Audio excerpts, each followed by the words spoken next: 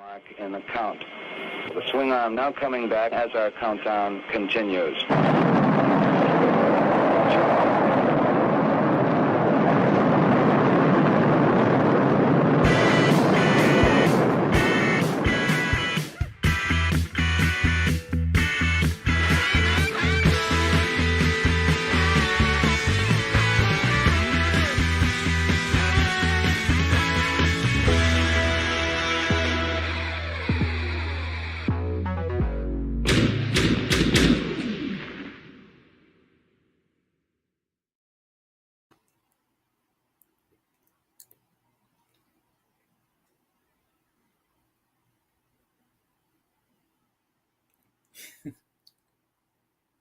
Am I the only one not muted? I'm like, what's going on here?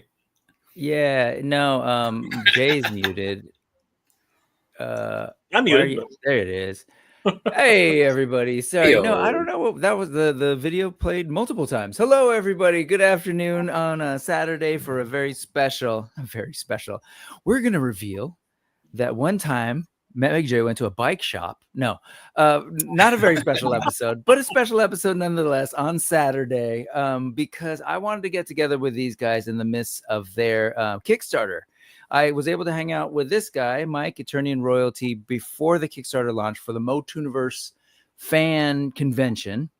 And everybody knows Mega J. Mega J's been here several times, but I want to get them both here today in the middle of that Kickstarter to kind of just celebrate just where they've been able to take this thing in such a short time, and also just pick their brains a little bit more about the whole process. And if we have some time, we'll do some ephemera. So how are you guys doing?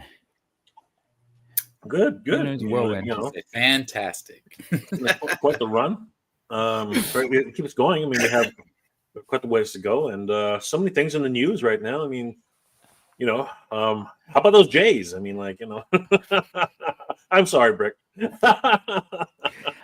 This is what. So that was for Kenzo. Kenzo, this is your one sports talk. So yeah, I was born. Night, right? I was born and raised in LA, and the only reason I knew anything about this is because Toying Around, Kevin, I think, was there and had a reel, and he was like, "What did I just witness?" Game and I was one, like, "Oh, that's the Dodgers." It is the Dodgers, yeah, and wow, I am jealous. My cousin was there too, actually. So it was crazy looking at it from their perspective. It was nuts.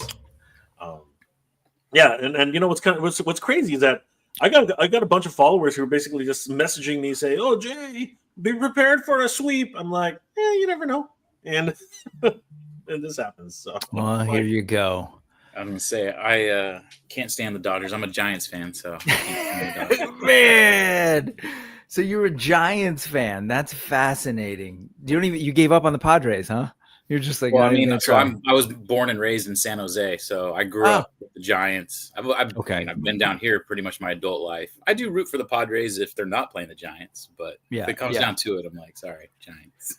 Okay, well, I was born and raised in LA. I actually did go to a couple Dodger games as a kid. I got married right outside of Dodger Stadium in this place called Elysian Park, so not too far from there. So there's that, and then I moved up here to the Bay in San Francisco, and that's it. I don't care about any of it. So there you go, Kenzo. There's your sports talk. We did a little good, maybe 4 or 5 minutes, and he's not even here to witness it. So there you go. And you know what? If he shows I'm gonna have to go. So I'm gonna indulge the chat as well. If chat really wants to bring it, we'll talk. So for example, Rod in his prime saying, "Hey, what's up, folks?" And he wants everybody to know. He thinks this is important. Completely changing the culture of the Brick Something News. That he's a Yankees fan and he's rooting for the Dodgers, rooting for the American team. Typical Yankees fan. Like, the Yankees are out. Well, let me go to the next biggest. Yep. He's going to get me to say something I don't normally say. USA. So there you go. That was awkward. And what's up, dude? Welcome to the show. But no, we're actually here to talk about Masters of the Universe and some toy stuff and some IP stuff, because Masters of the Universe is definitely something that has been a huge part of my childhood and has really, like, as far as like my modern toy collecting, kind of was the start of it. Was I kind of intentionally built the modern toys that I'm collecting now kind of around the scale of Classics and Masterverse. Like I really wanted to get sort of those larger figures, right? And it's all kind of fantasy, sword and sorcery with some sci-fi in it, which is basically Masters of the Universe. So, and I'm so happy that you guys are doing what you're doing. I love the whole story. Mikey, like I said, was here before and kind of broke down how it all started. So we don't have to go so much over the whole history, but as folks probably know, you guys are building towards this massive convention on May 23rd and 24th, Memorial Day weekend, 2026, called MOTUNIVERSE. And so just in general, can I ask like what that's like right now? I know like there's this convention to be planned, but what are the things you're doing like right now as the Kickstarter's out, like day to day? How's this, the chaos of this venture going? It's a lot of like asking and waiting. If I'm being honest, I was just telling Jay, like, I'm reaching out to people that I never thought I'd contact. And it's exciting, but at the same time, I was telling him, I'm checking my inbox, like probably at least, I don't know, 10 to 15 times an hour. Like just out of control. Like, are they going to reply yet? Are they going to reply yet?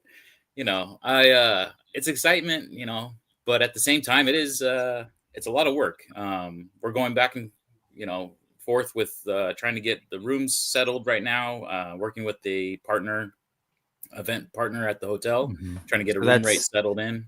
The Torrance Marriott. That's the next, exactly. Yep. So that's kind of the next big step there. We're looking to hopefully have that locked in for you guys next week. And that's kind of it. You know, it's a lot of reaching out to guests. And today I was up at a place in Carlsbad, California called Ninja Exchange. Started handing out flyers, talking to vendors, seeing if they'd be interested in posting the flyer, just, you know, for anyone that's interested. Mostly went into vendors that sold, whether it was modern Master Universe, like Masterverse or Origins, or even a couple places that had some vintage stuff. And, you know, everyone seemed pretty stoked about it. They were like, wow, this is really cool. Yeah, we'll post it. So nice. Yeah, it's just getting the awareness out there right now. Of course. How about you, Jay? You know, you're a stumping, I know.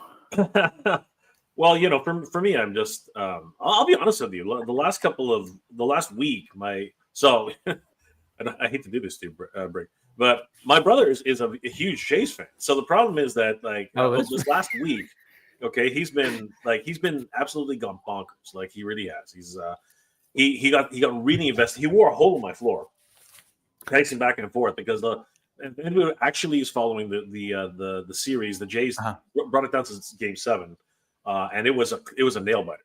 And then what happened is yesterday they just blew it out of the water. So there's that. Okay, and that'll hopefully be the last time we mention it. But but other than that, I mean, there's been a ton of toy news. You know what I mean? Like a lot of things have been happening. You know, with Storm Collectibles, with so many other toy lines that are happening right now. And you know what the heck is going on with Tron? I really want to dive deep into that a little later. Not right now. This guy. Yeah. I mean, I want to know. I want to know what you guys think. I want to know what you guys think about like you know, the timing of it. What's going on? Did you guys watch the? I know Mike watched the new movie. I know that. I enjoyed it. I did too. I did too. You did. Yep. You did watch the new movie. Okay. I did. I saw it Thursday night, first week, baby. So there's the thing, right? My brother watched it too, and he said it was okay, right? Yeah. He said I enjoyed it quite a bit. Yeah, it was a little different, and they have to shoehorn Legacy in there somewhere, but you know, it was its thing, right? So I'm curious. Anyway, let's do this then. Let's do this then, Jay. Okay, here we go. Okay, so Jay basically needs a break. He's been talking too much Motu lately. So let's do it. Let's get into it. Hold on a second. My sharing is getting really weird. I don't know if it's a StreamYard thing or what. Even when we started it did that. So okay, let's go. StreamYard changed their StreamYard changed how they do things. You can't just click on a screen anymore and it switches to it. You actually have to unload the screen and load a new screen. Okay. It's a weird little thing that they're doing right now. But anyway, Yeah. Well, okay. So let me frame this. So Mega J Retro loves to talk toy news, but this poor guy is in the middle of building out this MOTUNIVERSE convention. And so he's been on every stream. Like he's just moving from here to there. They're creating new shows with AJ from HeMania.com called HeManiacs so they can just talk about this thing. So I get it. They're like, okay, can we please talk about something else? Okay, so we will. After we say hello to the kind folks that have decided to join us on a Saturday. Hope everybody's doing well. Let's say hello. First and foremost, what's up, Ray? Good to see you, Ray Black. Speaking of changing things up, man, YouTube and your Ray Black 1938. But at least now we know that Ray Black was born in 1938. Okay, and then just kidding. E. McNeil, what's going on, man? Apparently he was born in the year 5844 BCE. What's up, E? Good to see you.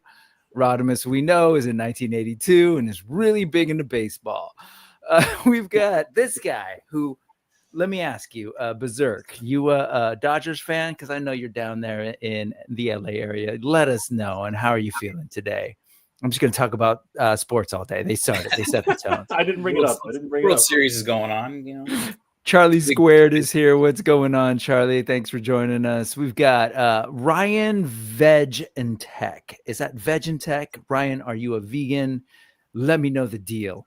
Veg and Tech would be a kind of a cool Masters of the Universe character. I think it's Vengtech. I think the okay.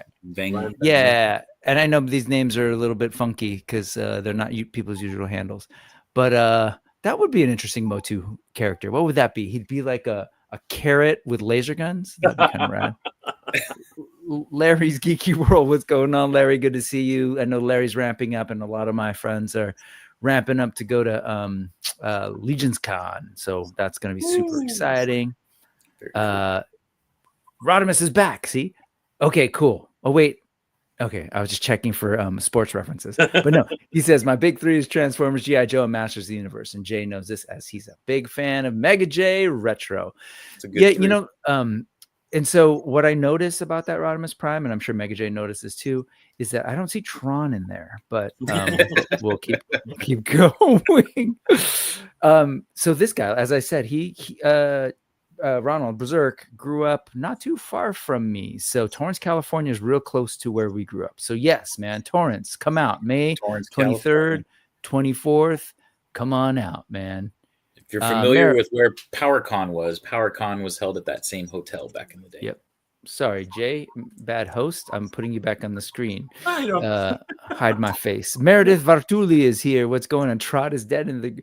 Okay, we're gonna talk about it. You got me started, Jay. We'll go. But real quick, what's your favorite pasta, guys? Go. What favorite pasta? Ronald wants to change up the pace. Probably. Oh man. Probably like a fettuccine, like a chicken fettuccine. Good old Alfredo. Okay. How about you, Mega J? I'm going to go with lasagna. I love lasagna. Oh, you took mine. Yes. Even as a kid, that was always my favorite, but I don't have it enough. And it takes a lot of work to do. But yeah, my mom made good lasagna. Mossman Sean is here. What's going on, Mossman? Good to see you. I love that. Are there different Mossmen with just names like Mossman Sam, Mossman Bill, Moss Woman? You know, Lana. We'd have to start bringing up Instagram. Let's start searching. Yeah, I think Mossman Sean actually just started following me not too long ago. The name looks familiar, so if he has the same Instagram handle, thank you for the follow. Appreciate that. Mossman, let us know. Are you an old school Mossman, so you're flocked? Are you new school? let us know how you roll. Mitchell Lawrence is here. This costs too much. I'll wait for the Black Tron Ares figures. Great. So we're going to talk Tron. There you go. Yeah, he knows sports. Got it. Rocks. Okay, here you go. I was once a vegan, but now I'm a begon. See, he speaks. Okay, I know what that's a movie. That's a movie reference. Oh, is it? Because he speaks in Motu. That's like Motu language right there. It is actually the dash. The dash makes some sense. Sean Forrester is here. How is this Tron set? $260 in a Haslab. It's 5 figures and 2 bikes. Nothing that can't be at retail. Got it. The retail. Mossman Sean is definitely flocked. And Meredith is agreeing. They look like a snap together model. Okay. Tron. Let's you want to start? Let's start micro. Let's just go with the idea of a Haslab for this amount of stuff. Forget it, Tron. Forget it's whatever. Since they started it, how do you feel about a Haslab coming with this sort of amount of stuff? Of 5 3.75s, 1/18 scale figures, and 2 vehicles. Does that just alone take the Tron away of it? It also comes with the grid. Oh, and it comes with the back. And it comes with the back. Okay, and that's all plastic, right? This is not fair. Old school cardboard background. No, it's a light. Plastic that glows. It's a light up grid. It's a light up grid. Light up. Okay. So there's glowing. There's a background. Sorry, it's just that when I see this, and I haven't actually honestly checked it out at all because I saw 3.75. I'm like, that's rad. It's just not my thing. But like this strikes me of old school Kenner, early Star Wars play sets with background stuff, which has its beautiful nostalgic place. Okay. So that alone, to be fair, all that stuff, what are you all thinking? Is this a $275 collectible? Not even close. Not even close. I'm sorry. Okay. If you were to name your price for this kind of thing, let's say they came out with a Masters of the Universe 3.75 line with 2 Road Rippers, one green and one something else. Ooh, they had the minis. We had the Masters of the Universe minis, and there was a Road Ripper, and there so. What do you think? Okay. What would you pay? I'm just trying to figure out, like, what do people feel comfortable in 2025 paying for something like this? So Mike and I already did the math on this. Okay. So we already, like, being generous. We were thinking like $35 a figure, which is insane. Like that is well above Super 7 price. That's we looked at Star Wars Vintage, right? So Hasbro sells Star Wars Vintage, same kind of vintage collection. Yep. Yeah, same kind of scale. And they were averaging around $17 to $20 typically. Yeah, but the special figures are 22. The special figures were as high as 22. So that's when we bumped it up. We said, okay, even if it's $25 a figure and you're getting 5, right? So that's $125. The bikes, even if they're we were like $40. Okay, $40 each for bikes. So we're at what is that? 160. 165. We're at 165. Yeah. Okay. The grid. So how much is this freaking grid? $100? Come on now. Yeah. The articulation is adequate. They have this cool little neck joint that actually allows them to telescope their head a full 90 degrees, so they can actually look forward in the bike. Obviously it's brand new articulation for 3.75, and they are now introducing the 375. So this is the first in the introduction of the 375. You can see it in the corner there, Brick, right there in the lower left hand corner. Yeah, this thing. Yeah, I got it. 375 for Hasbro, going old school. Yeah. So does this indicate that these will be the first in a set of 375 releases? So are we going to go back to O-Ring? Are we going to go back to Vintage Collection? Is Indiana Jones going to become a thing again? You know what I mean? Like, these are all the 375s that came back in the day. I just feel like this was a bad franchise to start this whole line off with. Like, what were they like? You start off with Indiana Jones. You start off with Star Wars. You don't start off with Tron. Yeah, but the thing is that, Go ahead. No, go ahead, Brick. Go ahead. Well, no. I mean, I was just gonna say, I hear all that. I also think that it's weird. It's like there is some risk to that, right? One, Star Wars already has 375, so there's that. So that could have been the start. 2, I think it's kind of risk, like Indiana Jones at this point, given that they've attempted it. I could see why they wouldn't necessarily jump into 375 with that. Would they do that with what else is G.I. Joe? Go back? I don't know. Yeah. Well, no, they can't actually. Well, they probably can't because they've licensed that out to Super 7 to do. Right? That hasn't stopped anybody before. Well, no, but Hasbro. I mean, I'm just saying, like, that's probably how they do business. Like, just that's the way it's been done. So I'm just thinking, okay, we have an opportunity here. Here's Disney. It's on Disney's dime. They have a marketing budget. They're going to put some, they're They're going to put some juice behind it. We're going to end up doing the 6-inch stuff anyways. Let's see if we can turn it into a thing. So I'm thinking maybe that's where it's coming from. And putting it behind a Haslab, I think is really funny. I think it's a funny choice. The thing is Disney's buck is definitely behind this. Like they're the pay. One's paying. Just the fact that it's a Haslab is kind of silly. Okay. So with that's why I started asking you guys, like, just on the face of it. And I'm totally agree with you in terms of the money. So he's saying I'm awfully democratic, mainly maybe democratic's the word, maybe being diplomatic. Maybe we all know the choice of Tron blows. I'll get to the actual IP in a second, but here's the deal. If I'm looking at this, I agree with you on the face of it. The money, it's kind of wild. It's a lot of money. I think I don't know if this was like sometimes there are losses, like you're going to write them off, it's a shot in the dark. They don't know. I'm sure they've done some level of research, but I don't know what research would have told them that this is a thing to do. I'm with you guys. It doesn't at all by any conventional wisdom or just what I've been paying attention to the toy space or the nerd space. It doesn't seem like this is a thing to do right now. That said, so I will say Forster, it's the Tron. If you have that chat, Sean Forster, that's my thoughts exactly as well. If you bring up that comment about overestimating. This one, the 260? No. The latest one, overestimating the draw. And the reason, I feel they dropped this right now, the reason is because of the new movie. And that new movie wasn't building the buzz. Yeah.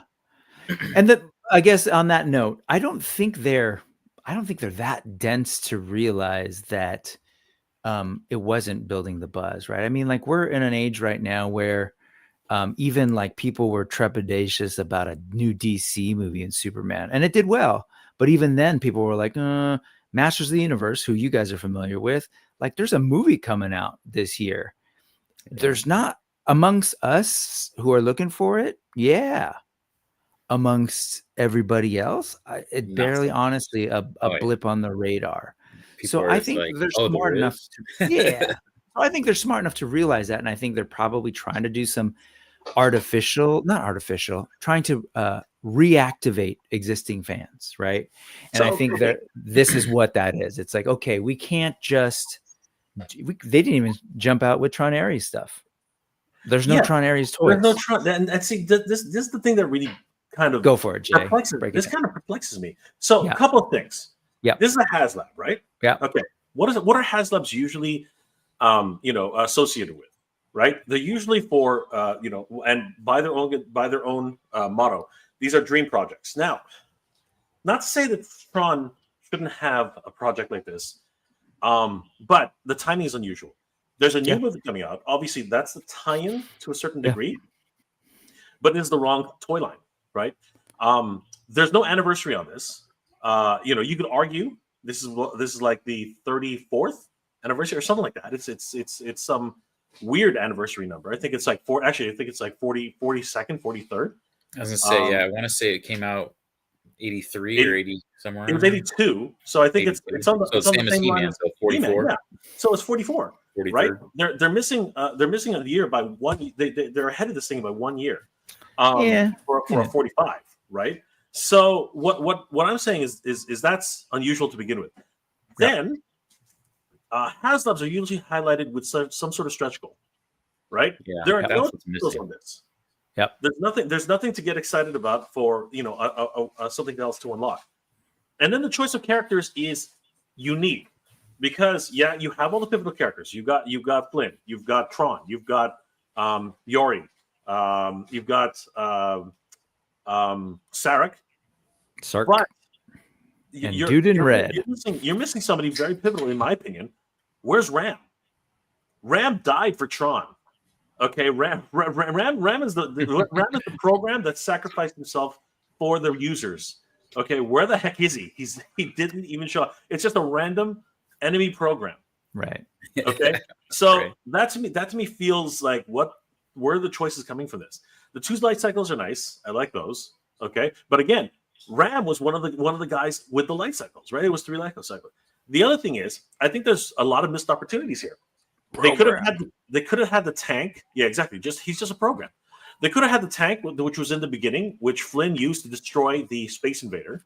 Yeah. Right? Can I pause you on that note, since you're right there? So there's a picture here, a photo here. Was this actually that pilot from that beginning? It could in that tank. They blocked out his face, right? So that could be Ram. That could be Ram, but it's not. It's a program, and he's a red program, meaning he's red.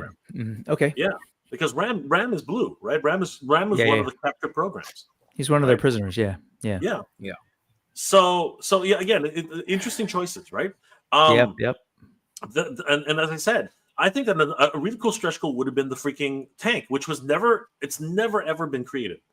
The tank has never been created. The Space Invader. Yeah, the Space Invader has never been created. I know it's got a name. That probably gonna. Recognizer. He just said it. Recognizer. Yeah, the Recognizer. Exactly.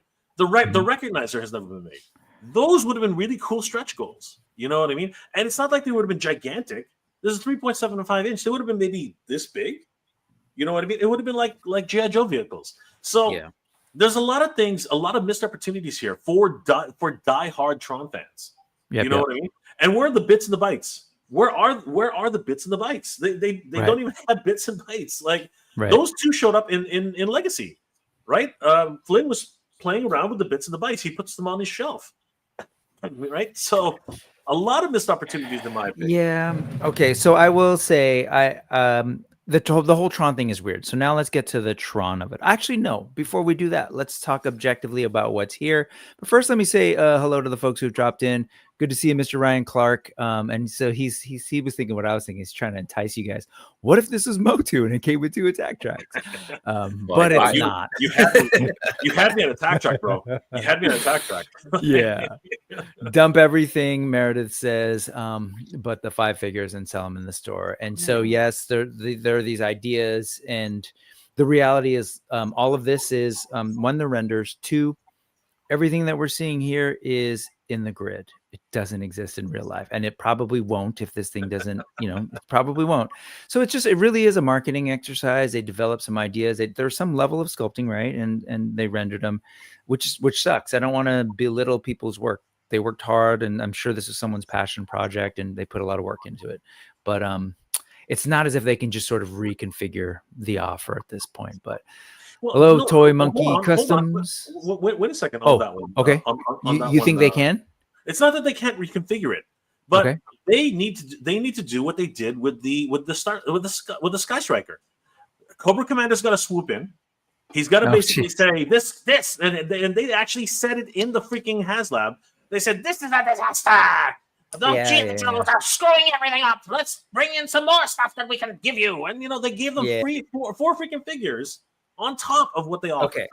I hear you, but let's remember a couple of things. Let's just go back. You guys already said it, and we know. Someone said that Tron is dead in the grid. It's not. Tron was never, ever accepted, or what's the word? It didn't have that response immediately to the first movie. The first movie didn't hit the way it was supposed to. It kind of was relatively niche. It then had a ride at Disneyland, or at least was represented on the People Mover, and just existed there for the longest time. And some of us loved it, but very few people even knew what it was. You just kind of rode in this thing, and this light cycle sequence came up. So it kind of was always a little bit niche. And then they released it 15 years ago as Tron Legacy, and they brought it back, and they did the whole 9. They got a dude who was very visually astute to direct and run the thing, music video guy, brought in Daft Punk, and it became this cool thing. There's a lot of buzz, but it didn't quite hit in the same way.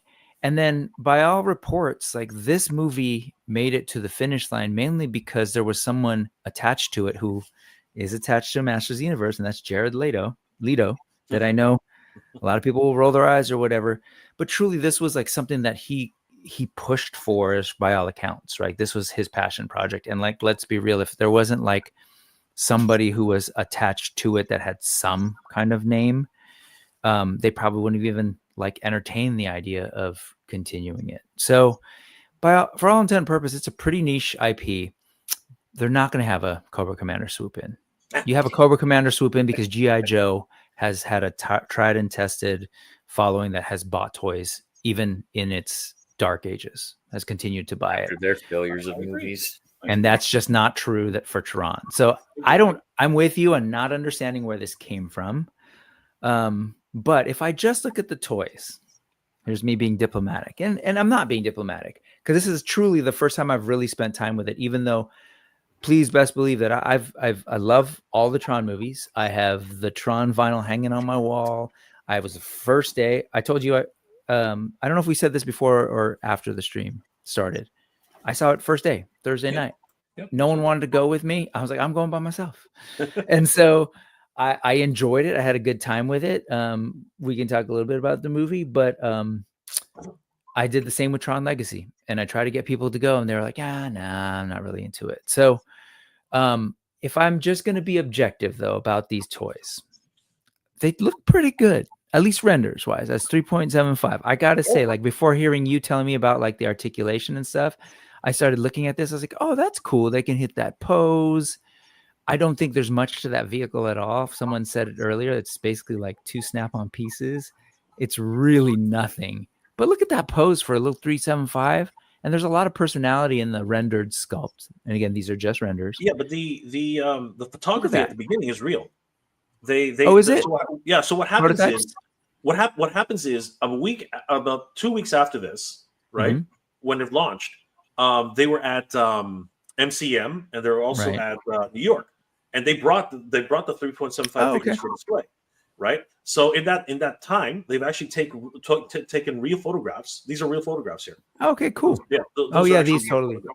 Yeah. Well, that said, I mean, they do look like cool toys. The problem is this property. I don't think, even for toy collectors, like they just weren't a thing that people were like clamoring for. The Diamond Selects, you can get them relatively cheap. I love them. I have a couple of those Diamond Selects, and they totally hit those nostalgic feels. And again, they're larger figures, so they look good with my classics, Masterverse, Mythic Legions, AWOC, whatever. They fit. And if I would say, like, if these were bigger and they looked like this, I would consider them. Same goes for those Tron Legacy ones that are coming out. But those are like Hasbro scale. They're like G.I. Joe size, and they tend to run a little smaller than the Motu stuff. But on the face of it, what do you guys think? Just on the face of the visual, like what you're seeing as toys, do they look like appealing toys to you? If I saw them at Ross for $6, yes. If you saw them for $10, if you saw them for $15. If I saw them for $15, no, I wouldn't collect on them. So here's some insights on this, which is crazy. The weekend before these launched, because they launched at New York Comic Con. The weekend before, my brother and I actually watched the freaking movie because we were getting ready for Tron Ares, right? Okay. So the plan was to watch the plan was to watch the first one, the second one, and then the third one. We actually did not get to watch the second one, but we watched the first one, and it really was an incredible journey into going back in the day, and really brought back some weird memories about going to the library and picking these up for free. It was a weird experience, because there is that part of your childhood that you sort of remember when computer graphics were just not that great. Yep. Like they were just pretty much proof of concepts for in a lot of ways, just hyper colors, hyper realistic. And what Tron was trying to do back then. Can I pause you on that real quick? Because you said back in the day when CGI wasn't that great. I also want to say when CGI wasn't a thing. This truly was correct. The beginning of it. So keep going. Sorry. It was, and it's funny because the computers which they rendered these on, apparently they only had, like, I think it was a maximum of like 28K or 256K in RAM. Like, it's incredible they actually finished what they actually finished. It was actually, and a lot of it wasn't even CG, right? So a lot of it was they output real rough stuff, and some things they actually did some animation tricks, hand animation stuff on it. And yeah, for sure. But it was a marvel in that way, production wise. It was it was cutting edge, and it cost a ton of money to produce for Disney.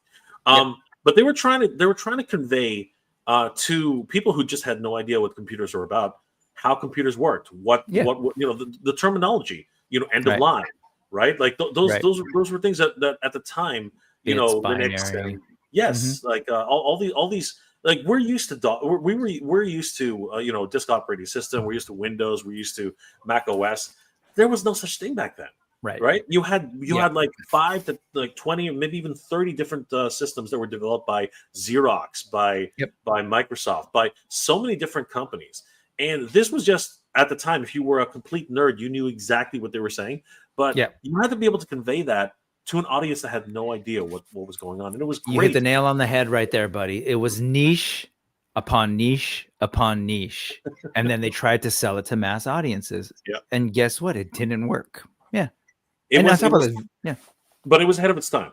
It really was. And I did appreciate that. So when we were watching this the night before, I was like, and I said at the time, I was like, this was really cool trying to watching what people had thought of as computers back then.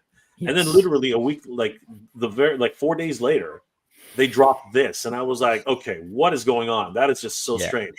Right. But what do I think of these as toys? I think they're neat. I do think they're neat. I'm with you. I like the additions. Like I said, the telescoping neck. I think that's a really great thing. Because again, you want to be able to get them into those light cycles. I like the light cycles. I like the fact that they explode like they did in the movie. You know what I mean? Because that's what they're doing essentially. When you break them apart, they're exploding, right? So I like all those things. I really do like the grid. Here's the problem: I know how that grid is made. Like I can order 50 of them at Kijiji. You know what I mean? Like there are guys on Etsy who make this grid. Sure. Mean? So my other thing is the first original releases for Tron Legacy, right? They lit up. You press the button, and they had a little thing in their chest that actually glowed. Right. So I think again, missed opportunities here. I think that if these step guys backwards almost. If these guys actually had a small switch and all the little lines on them glowed like they did in the movie, dude, I think that would have been, especially for the price point right now. I think that would have been just use glow in the dark paint. that too. There's another idea. UV paint. At least there's an idea, right? But there are a lot of missed opportunities here. This doesn't look as well thought out to me as it probably should have been. I think that's actually what it really comes down to. It does, and I'm sure there's some logic behind it. I think it's a shame because I think it ultimately just sours people's taste. Like we're already seeing it, and I'm not at all trying to be a hater. And people might think I'm being too nice, but it's like, no, you know what? I'm at this point where like I don't want to keep seeing these corporations trying to sort of mine IP that like it's just not ready. It's not, and as a result, it just creates this negative sense in people's about it, right? It just leaves a negative taste in people's mouths about the IP, which then just makes it harder for them to maybe ever want to take the risk to bring them back. And I say that because really we are here to talk about Masters of the Universe. And I think a lot of that is in play too, right? We've seen that. We've seen over the years and even more recently with Origins and then Masterverse and then the CGI toys. And then the CGI show when we heard the different responses to that, or Revelation, and now we've got this movie coming. And part of the trick with these corporations handling these classic IPs that a lot of people love is that they are now having to balance. They're like the keepers of the world and trying to balance. How do we try to keep breathing new life into this thing and trying to make it an evergreen thing that we can forever make money on, but not piss people off along the way who are already like prone to being angry and defending their thing. Right. And so maybe like their thinking is like you guys, well, what if we just have a moment where we try and get people's attention and say, hey, remember this thing and let's celebrate. Unfortunately, it didn't quite work with Tron. I will say for me, and maybe the other like niche nerds that are into it, I really enjoyed Tron Ares. And really, folks, if you at all like Tron and you just want to maybe see it have some life, check it out. I'm trying not to spoil it. Mikey knows what I'm talking about, but because he's seen it, it actually is kind of a love letter to all three films and the cartoons. Like it really tries its best to embrace all of it and actually remind you of all of it. unfortunately, I just don't think it was ever poised to get the attention, to get people's seats, butts and seats, to be able to find out if, to see what was created. So can we talk about Motu now, guys? Well, we're 40 minutes of Tron here. I do just want to wrap up this last little bit. And that guy up there. It's that guy. It's Queen J. Okay, keep going. Go ahead. Tron. No, this will be the last bit. Only because this is the thing. The strangest thing about this is, number one, the price point is a very strange number. Like where did that number even come from? $260. That alone is a barrier to entry that really is killing it. And it's evident in the number of backers that we have. How many backers are we at today? It's been 2 weeks. How many backers do we have today? We are now at 1,060 backers. 1060. That's insane. I think MOTUNIVERSE is close to that. A G.I. Joe Haslab of the same nature. Even the Sky Striker fighting against 2 different properties was already halfway to its goal around this time. All right. Sure. That is quite telling as to the tone deaf nature of this. And I'm speaking, not Brick. Okay, like this is me just being a little bit critical about this, because I agree with Brick. This is one of those things which will make corporations gun shy about resurrecting properties, which honestly might have a decent fan base behind them. But the problem is that and here's the other last part, and we're going to move on. They are cannibalizing their own market by releasing this alongside with a 6-inch legacy brand, and then not supporting this entire property with its own set line for Ares. Yeah, it doesn't make any sense. It's exactly that. It's just like, wait, we're supposed to be excited because there's a new movie. I mean, I'm just going to spoil it because it seems like no one's going to go watch it. You end up in the original grid. Sorry, guys, but you didn't go see it, so it's too bad because Tron's probably dead. It's almost out of theaters. Actually, I went to go look, and there's not many theaters playing it. No, are you serious? I want to see it. Are you serious? Well, sorry, I spoiled it for you, and it's your fault. No, I don't care about the I'm just talking about. It's going to go out of theaters pretty soon. That would be terrible. Yeah, man, it's ready to go. But you do end up there. It's really awesome, and then there's other nods to other stuff. But at the end of the day, it just didn't work. Maybe when it hits Disney Plus, maybe it'll find a new life. But unfortunately, this is one of those Haslabs that is just. I'm going to volunteer something though. Here. I have a funny feeling these will not disappear. I have a funny feeling. Okay, they're gonna come back. No. That the 5 characters, just like who was it that said it? It was she said it. What was her name again? Oh yeah, Meredith. Meredith said, right? Meredith on the chat. Sorry, my bad. Take the 5 figures, put them in stores. I have mark my words, okay? Mark my words. Today, what is today? Today is October 25th, 2025. All right, mark my words.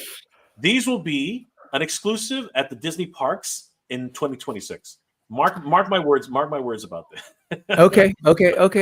Exclusive Disney Parks collection Tron. Yes. Which makes sense. That's the other thing we didn't say, but there's a Disney, like there's 2 new there's Tron rides, one in Shanghai and one in Florida. Like it's really wild, and it's Tron Legacy, but they have a Tron Ares skin on it too. So it's like they're trying. It's not for the lack of trying. Yeah. Okay. I will say a couple of things and then we'll move over. But let me honor, like, there's a bunch of folks here who are here, and I hate not saying hi to folks. So welcome to the Brick Something News. Welcome to this. It's like having people at your house and you don't say hello. So let me just say, I did say hi to Mr. Ryan Clark, who is no stranger here, but hello. Saturday morning fan is asking, does everybody remember Automan? Yes, I remember Automan. That was remember Tron? Let's put it on TV. It was on Tron on TV. Exactly. I was going to say the exact same thing as Tron on TV. And it was wasn't it a Lamborghini? I want to say it was like a Countach. I think it was a Probe. Was it? I think it was a Probe. In my opinion, I don't think it was a Lambo. They didn't have the money for a Lambo. There's no way. Oh. Okay. Fair. Let's see. Other ideas about this. They should have added the bits in the MCP. Totally, man. Can you imagine a really cool master control program? If you really like the master control program and you're really nostalgic for that stuff, You know what you all should do? Go watch Tron Ares. All right. G.I. Joe Cobra 6 Delta 17 is saying those speed cycles are not very well made at all. They're barely made. Let's be honest. A little, like I think someone else said it, it's 2 shelves. So here we go. This is the reality of the world we're living in. As a millennial, I didn't even know that they had individual names like Ram. And, yep. And Ram was not a red shirt. So I think that he was a little bit. Yeah, he was a blue shirt. It was a little confusing in the conversation. Yeah, nice toy line. 43 years later. Yeah, awkward. A lot of people actually think that Jeff Bridges is Tron, and it's like, no, he's not. Yeah, he is not. Ryan Vegan Tech or whatever it is. I'm so sorry.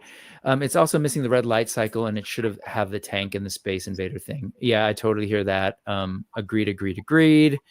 Other folks are saying, I wanted a Ghostbuster Fire Hall, not the vintage one, but the Playmobil one. That one looked awesome. So one design like that. Noted. Let's see. Give us something we want, not something no one asked for. And I totally get that. I get that feeling. I personally tend to, I don't know. I just, somewhere out there, no, you know what? I don't even have to say that. I was going to say someone out there, someone wants this. You know who wants this? The 1,060 people who put their money yes. So I was on so 1,060 people wanted it, so they asked for it. Maybe I was on the Toy Daddies, and Chewy, he wants it. He's one of those guys.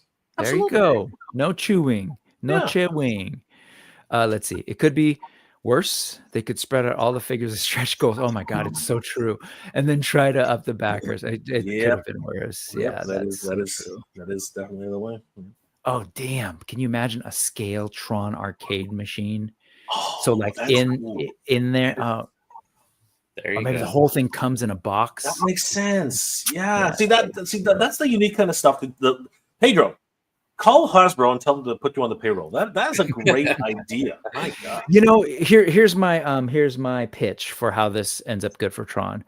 Hasbro gives up on the IP. They license it to a good indie toy maker, like say Spiro Toys, and they make dope toys, and people love them and they buy them. Boom! Take me to that world. Mauro Bastiani, his performance was awesome.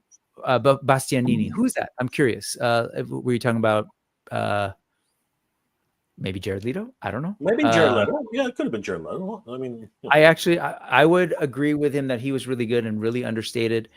Again, I'm going to try and get people to go because people aren't. But like, there's a bit of a Frankenstein element to it. The conversations around AI right now, I think, are kind of embedded in there. If you feel like they would have completely, if you're like, man, why did they completely ditch Legacy? I wanted to see that continued. You might don't assume that they don't at all address it. So I don't know. There's some good things there. Let's see. Mr. Ryan Clark says, I definitely would have gone to see the movie with you, Brick, if we lived anywhere remotely near each other. Good. Because man, it makes me sad when these IP that we love, no one goes to, like Motu. Man, there better be droves of people going to those premiere nights and those go check it out, please. I think it's good for all of us. Lots of stuff here. I'm going to just try and honor folks. Let's see. Why not make the Star Wars Blade Runner? That would be a cool. That is. Are you talking about the connection between Han Solo and Blade Runner? But I'm not sure. Maybe the Blockade Runner is probably what they're Blockade Runner. Yeah, so there's an apostrophe between the L and the A, and Ock is supposed to be in there. G Ryan 460 says Hasbro is off on their Haslab Dream. Sorry, Project Dream. I got it. Yes, they're off on their Haslab Project Dream projects. They can't be retail releases. They are failing. They are lazy. I'm getting tired of this junk. Okay, I get it. I will just say, man, it's a corporation. It's capitalism, and I agree with you. However, they're just playing with this crowdfunding thing. It's just their way of doing marketing, trying to find ways to reactivate people to buy toys. And retail, they're struggling with. And so they're like, well, let's try this other thing. And then now this isn't quite working. So what are they doing? How about made to order, right? Yep. That's the whole made to order is this whole other option. And if you really try and stop and think about what made to order is, it's basically how most indie toys get made. You pre-order, you wait, they come. So that's what they're doing. The Toy Monkey Custom says the costumes in the original movie were so much better than the ones in Legacy and Ares. I don't know about that. Here you go. Yes, it was in fact Blockade Runner. Noted. TC, toys are meant to be played with at that price. It's not worth it.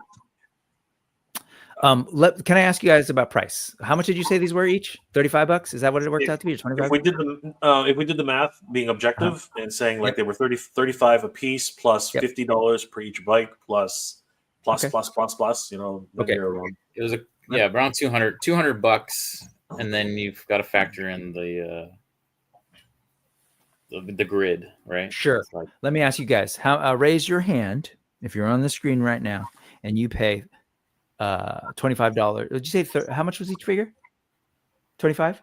30. Sorry. $35. Okay, raise your hand if you've paid for a $35 figure in the last month. Absolutely. That's not even last month. Oh, damn it! That's not even a question.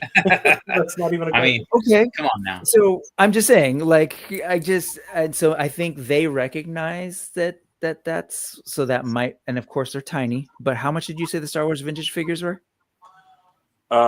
Anywhere from 18 to 22. Okay. Just this is the world we are living in. Man is much different than look. We can easily make the argument. We can easily make the argument on the same track that Mattel is doing a $22 figure for 2000X, and Mondo is doing a $95 figure for 2000X. But it's two completely different things, and they are both both have markets for them. Both of them are and there's a market for this. There is, but it's that delicate balance, as you said, right? The only way Hasbro thought that they could do this was through a Haslab, and unfortunately, it's not hitting the market that they were expecting. I think that's right. The other thing is, I'm not seeing much marketing on this. They're not supporting this very well. I think that's really the problem. There's no Toy Tubers talking about this, other than the fact of making fun of it. To be honest with you, at this point, right? There's no super fans out there for this problem. And damn it, Jay, I was trying to not make fun of it, and here you go. You brought me into the fray. No, I agree with you. It's not a thing. If they hit the right scale, and I would have been in. I would have seriously considered them. Even those Tron Legacy figures, if they just scale them a little bit bigger for me, so they don't look so small next to the rest of my figures, I might have considered them. Okay, let's close out Tron. Let me say, Saturday Morning Fan, thank you very much for exonerating me. You are right. Tron was in the original grid right in the trailer. So I spoiled nothing. Correct. So Thanos, damn it, your own damn self. Okay, let's go ahead and move on.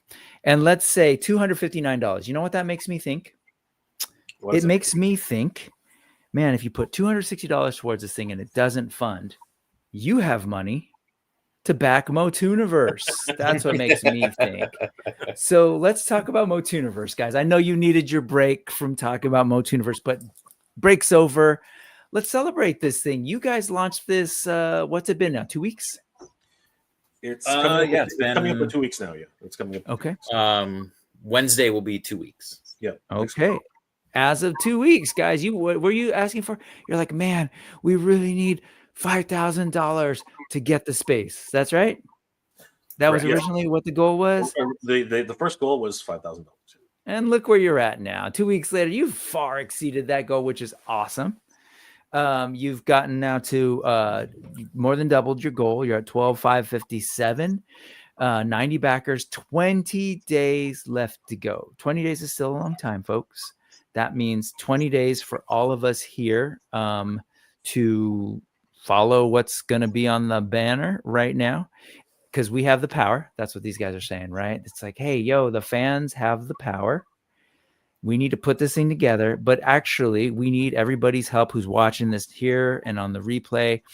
Like, even if you can't back, you're like, I can't make it to Southern California on May 23rd and 24th. All good. You know, what's really helpful for these things is to let people know it exists and let people know that this dude had a dream. Mega J was like, I can help facilitate that dream. Let's join forces. They put together a team of like wild Eternians, and they put this, we're here now. 12,557. How are you guys feeling about that? Is that like, that's exciting? That's more than you expected? Like, where are you at sitting at 20 days to go. 12,557. Fun fact. 12,500 is exactly 50% of where we want to be for the $25,000 final stretch goal. Yep. So we're 50% to our final goal. Yep. So that is incredible. It really, and what it really boils down to, I think, for and Mike said this too. So I don't want to speak for Mike, but he has mentioned in the past. I think we're very humbled at the fact that the community has really stepped up and resonated with this. Right? They want this to happen. We want this to happen.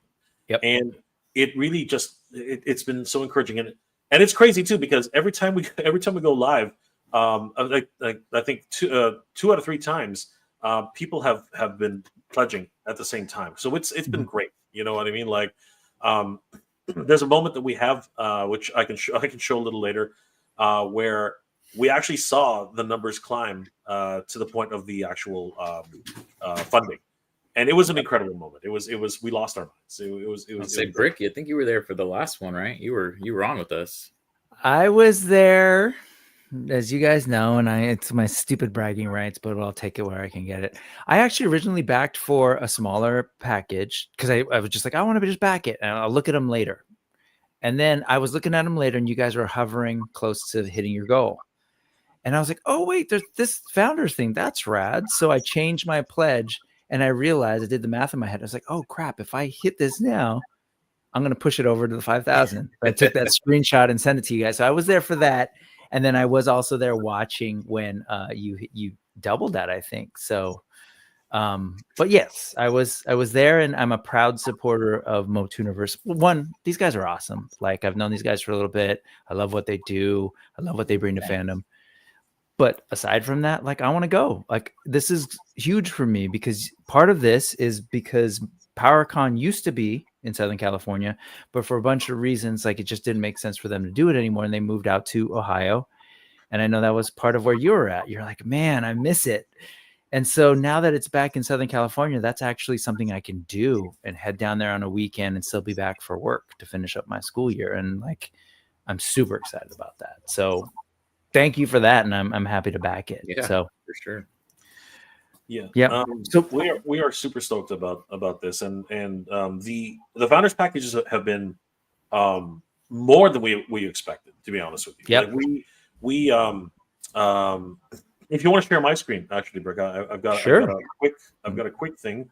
Let's do it. To let everybody know, because this number's not actually accurate anymore. Let my dog out real quick. He's over here. Do it. Yep. Yeah. Little Thor needs to go out. This graphic says 37 left. That is a lie. We are down to 30 packages left now. They have been flying off the shelves. We cannot keep these things in stock right now, to be perfectly honest with you. But it's all thanks to the generosity and the support from the community. And is it any wonder, Brick? I mean, like, when you saw this package after you saw it, like, because you purchased a VIP package thinking that was a good deal, but really, when you look at the founders package, there's just so much memorabilia there that signifies that you are a founding member of this event, and we really do want to recognize that. I mean, you get a founders members pin, right, which you can wear around the convention center, and every time a staff member is going to see you, we will salute you because we want you to know that we are so grateful for your assistance. This is unique to the founder members packages. There are regular pins that will be available, but this one will only be available to the 100. We're calling them the 100 founders because that's exactly what you guys are. You are the founding members of MOTUNIVERSE.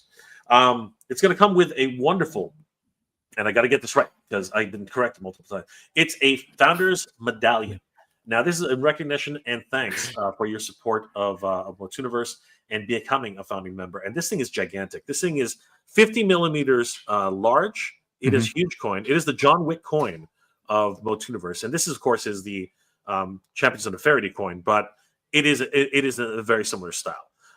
So this is something that you can. It will become an heirloom. It will become a symbol of your house as a member of the MOTUNIVERSE family. So this is definitely a wonderful collectible, and it's not a 3D print. It is, in fact, a real coin. Like, it's made of metal. It's beautiful. Yeah. Wonderful collectible. On the front, we'll say founding members, medallion in recognition and thanks, MOTUNIVERSE 2026, the very first MOTUNIVERSE. And I just want to highlight, as you've been pointing out, big on the bottom, it says proposed artwork. This is all still stuff that's in flux. They're working on it. And the teacher and me couldn't help but notice the typo in the last one. So don't worry, we're going to correct all of it. It's going to be good. I will tell you right now that I've seen some of the proposed artwork, and you guys are going to be stoked. Like, again, Jay and I are fans. You know, we want you guys to have some really cool stuff, and I'm really happy with the direction we're headed in on this thing. Yeah. So spelling notwithstanding, because I'm horrible at that. This is going to be a great collectible, and it will be perfect, as Mike likes to say. It will be perfection when it's finally done. When it's finally done, we have a lot of eyes looking at it now. This was actually only when we were first starting out. We also have a founding members shirt, which again, proposed artwork, subject to change. So this is just an example, but this one will be unique to the founding members only, and recognition and thanks. And of course, the VIP badge, which allows you early access to the show, at least 1 hour ahead. It'll allow you early access and priority access to guests and activities. It also allows you access to all after-hours events.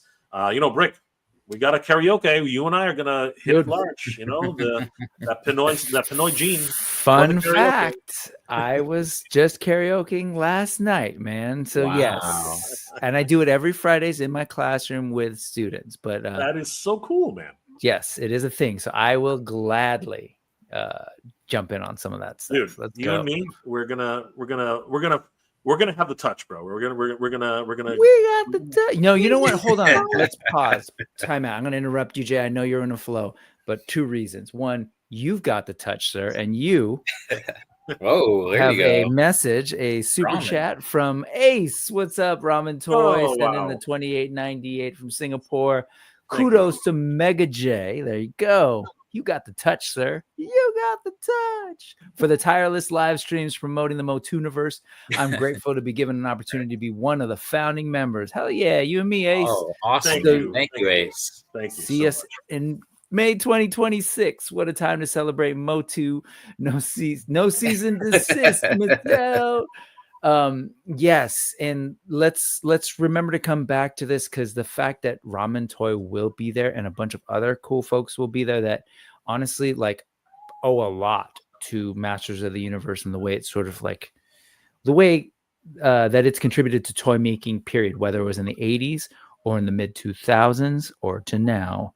Masters of the Universe IP has had this really interesting history of really pushing toys forward, getting us to a place where we have awesome new companies, indies, folks like Ramen making toys. So I'm super excited about that part. Let's make sure we talk about that before the end of the stream. Yeah. So one of the very exciting things about this, let me just finish off. Yeah, finish off the VIPs. The last VIP section, the founder section.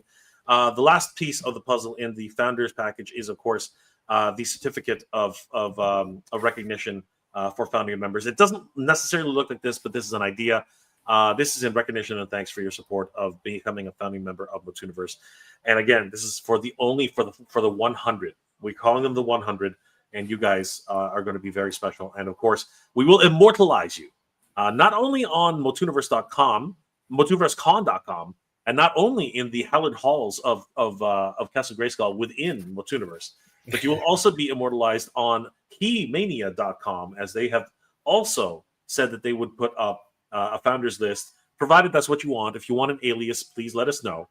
But sure. Yes, we will definitely 100% put up your name and immortalize it as one of the ancients of the MOTUNIVERSE world. So we are very, very excited. Wait, you saying I'm old?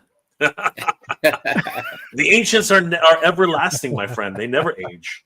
They are the ancients. By the ancients. They are the ancients. No, I will just say, was that the last one for the that was the last one. That's also, I'll just really recap really quick. So once again, it is the medallion, the founders and members pin, the MOTUNIVERSE t-shirt, and this is only for $150, and you get all of this great stuff. The VIP pass, and of course, the founding members plaque. And may I say, that we have had a lot of people tell us that, and literally in the when they're actually registering, they're saying, "Hey, I can't make it, but I just want to support the event." That's basically what they're saying. So I want to be a founding member, and this is what to do that. Like this is actually why they're doing it. So yeah. I go ahead, Mike. I was going to say, if you go that route, like, please know you're more than welcome to transfer your pass to someone that can go, that you may know, or a friend.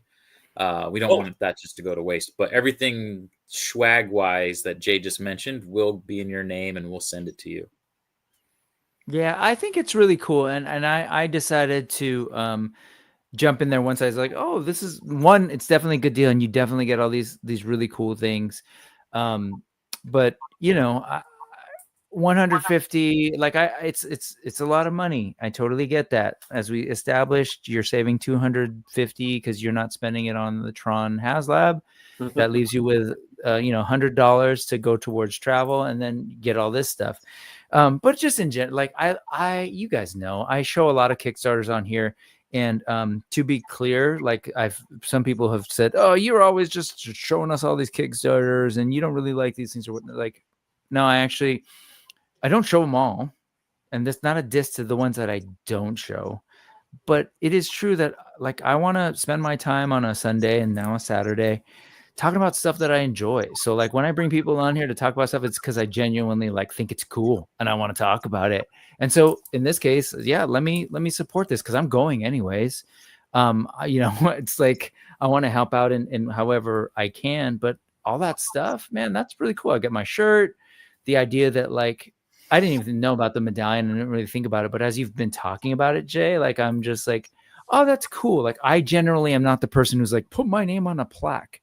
But like for this nerdy thing, it does feel kind of cool to be like, oh man, like I'm gonna be part of the first MOTUNIVERSE, and they're like in a real geeky way celebrating these people who throw down, and I think that's really cool. Like I actually have come to terms with the idea, like, oh, that's a really great way to show appreciation, show folks' contribution, and I highly encourage anybody else who's here. Consider that $150 thing if you can, get it together, because they are limited. You got 30 left. 30 left. Yeah. Yep. And if we do the math on that 30 times 150, right? That's another $4,500 towards if we can get those, that's huge. And then we'll see where else we can go. But you're inching close to like 20,000 as essentially capital to start off this project, right? Correct. And so, yeah, go ahead. So, Mike, go ahead. Mike. Yeah. So, we can go through the stretch goals, but ideally, once we hit over that 20,000 mark, is really where we can have like the kind of con where we feel like, okay, now we've got a good solid base, and we can start reaching out to some bigger names, and get some travel accommodations, because right. These people want that kind of stuff. Flying people in and it's not cheap, and that kind of holding rooms typically. So once we get into that kind of price range, to be able to have the venue just kind of paid for and have some cash to reach out to some big names. And then, we want to have fun with it too. We were talking about, I think it's a 20K stretch goal. We want to do like streaming, some streams, whether that's like keeping one of the rooms for the night to have a movie night in and stream the 87 movie, or, Secret of the Sword or something, have a little panel talking some commentary or something like that. Or there's an AMC movie theater across the street. If we're able to rent one of those out, that would be really fun. And have it show TRON Aries. Right? Yeah. Well, yeah. No, yeah. All of those, like, that's what I mean. Like, that's the kinds of the idea that a super fan is going to get other super fans together is now like engaging us to contribute to this thing, to like help build it. And that it's not the sky's the limit. Funds are a reality, but like, it's up to you guys to decide what we want to see. And some of the ideas that you've put together for what will be at this thing is pretty, they're exciting. So you just mentioned, like, what if we all watched some of these classic shows, movies, commercials, whatever. And then, like you said, have people talk about it. Like that seems really fun with a bunch of like-minded Motu fans. So on that note, Perfect J, could you just give us a quick glimpse of the kinds of things you're looking to do? Sure. This is going to be the celebration for Master Universe in 2026. I mentioned this multiple times over. In so much that 2026 will be the most that Master Universe has been in the public consciousness in decades. I mean, like the reality is that Master Universe was huge in the 80s, right? The toy line was the top of the world. People were talking about it. It was in the Macy's parade. You know what I mean? Things like that. And then it probably hit its peak once the movie came out, and then it started going downhill, right? That's just the trajectory of IPs over the years. And then it slowly floated around, had a couple more shows, multiple different toy lines. And then, it was pretty much quiet for a while until the Four Horsemen literally brought it back from the depths of Despondos and basically, brought it back as Master Universe Classics. But prior to that, 2000X was the big deal for the Four Horsemen, right? 2000X was really the pivotal moment where a lot more people were introduced to it, new fans, young fans, and it was a shame because it just kept bouncing around from different television stations. Nobody could really find it on a regular basis, and the toys kind of suffered that way because it was hard to really, get that fan base going. Yeah. But the ones who did, gravitate towards it, they are diehard fans, and that's exactly what we want to celebrate. We want to celebrate the Master Universe from 1982 to 2026, including, by the way, the black sheep of the family, New Adventures. Come on, I was gonna say the New Adventures fans. Come on, we know you exist. I'm Pixel Dan. Pixel Dan's a wonderful New Adventures fan. You know what I mean? Sagittar. Who remembers Sagittar? Mike, do you remember Sagittar? Sadly, yes. Come on, now you know. Now you I know love the fun, freaky dudes like Sagittar. I love every single one of the villains. Optic, like dude, give me all of them. And so, Centaur, good man, old butthead, right? Now I hear you. I love the idea of celebrating 1982 to 2026 because the IP has gone a long way. We were talking about Tron a lot earlier, but like Masters of the Universe has had multiple attempts.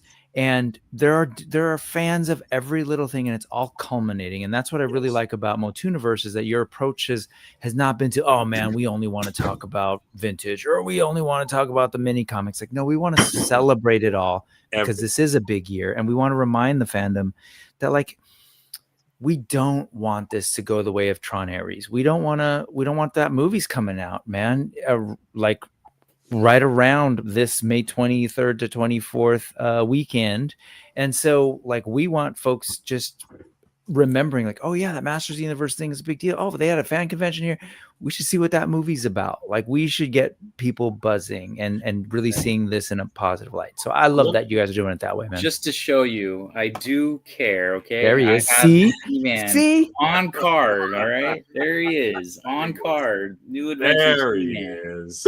I flexing that product. I gotta say, I appreciate it to a certain extent. Flexing the brand. Let me just say Mattel as well. Like Mattel, I think has made a real good go, and respect to them for bringing this thing back in the last couple of years, right? Even though like Revelation, like there was a segment of the quote unquote fan community who really like were negative about it, and they weren't quiet about it. They spent a lot of time trying to like let people know that they thought it sucked. Okay, fair, whatever. It is what it is, but like.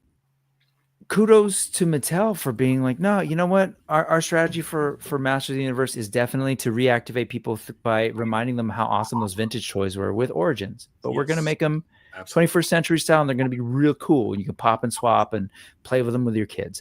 But then they didn't stop there. They're just like, yeah, and we're also going to do another kids show, and we're going to have their own toys that look very different, so that the kids can enjoy those. And then we're going to try and do something resembling like an adult collector line, but at retail, like $20. These figures they're huge figures. Like these are $20 Masterverse figures compared to like some of the other lines that you're getting at retail. Like, so again, people were like, I don't really like it, whatever. But hey, Mattel didn't half-ass it at all.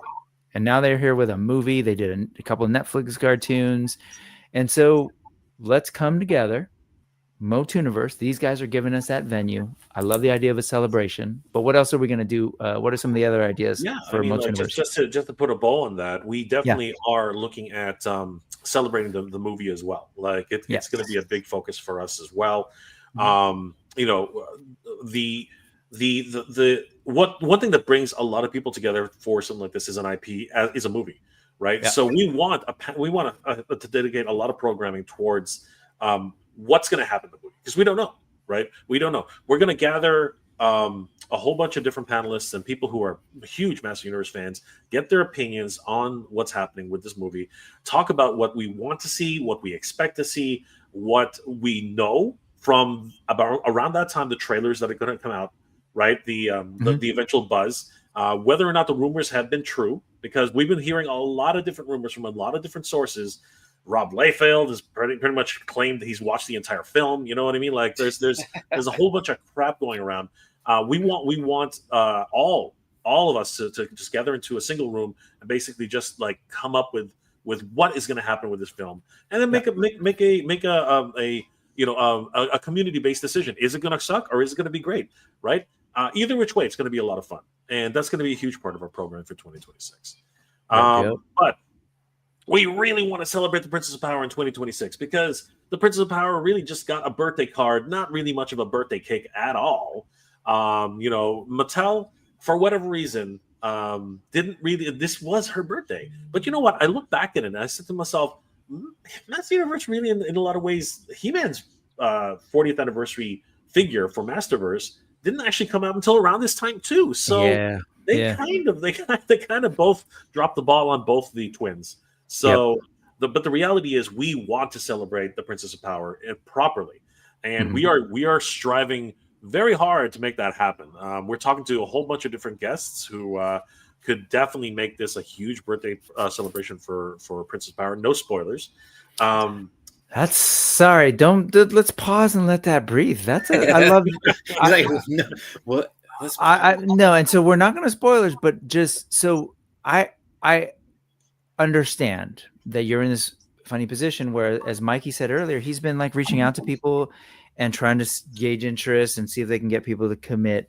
So there's no promises, but the fact that you are trying to say, we want to celebrate Princess of Power in the context of this larger MOTU thing, I think that's awesome.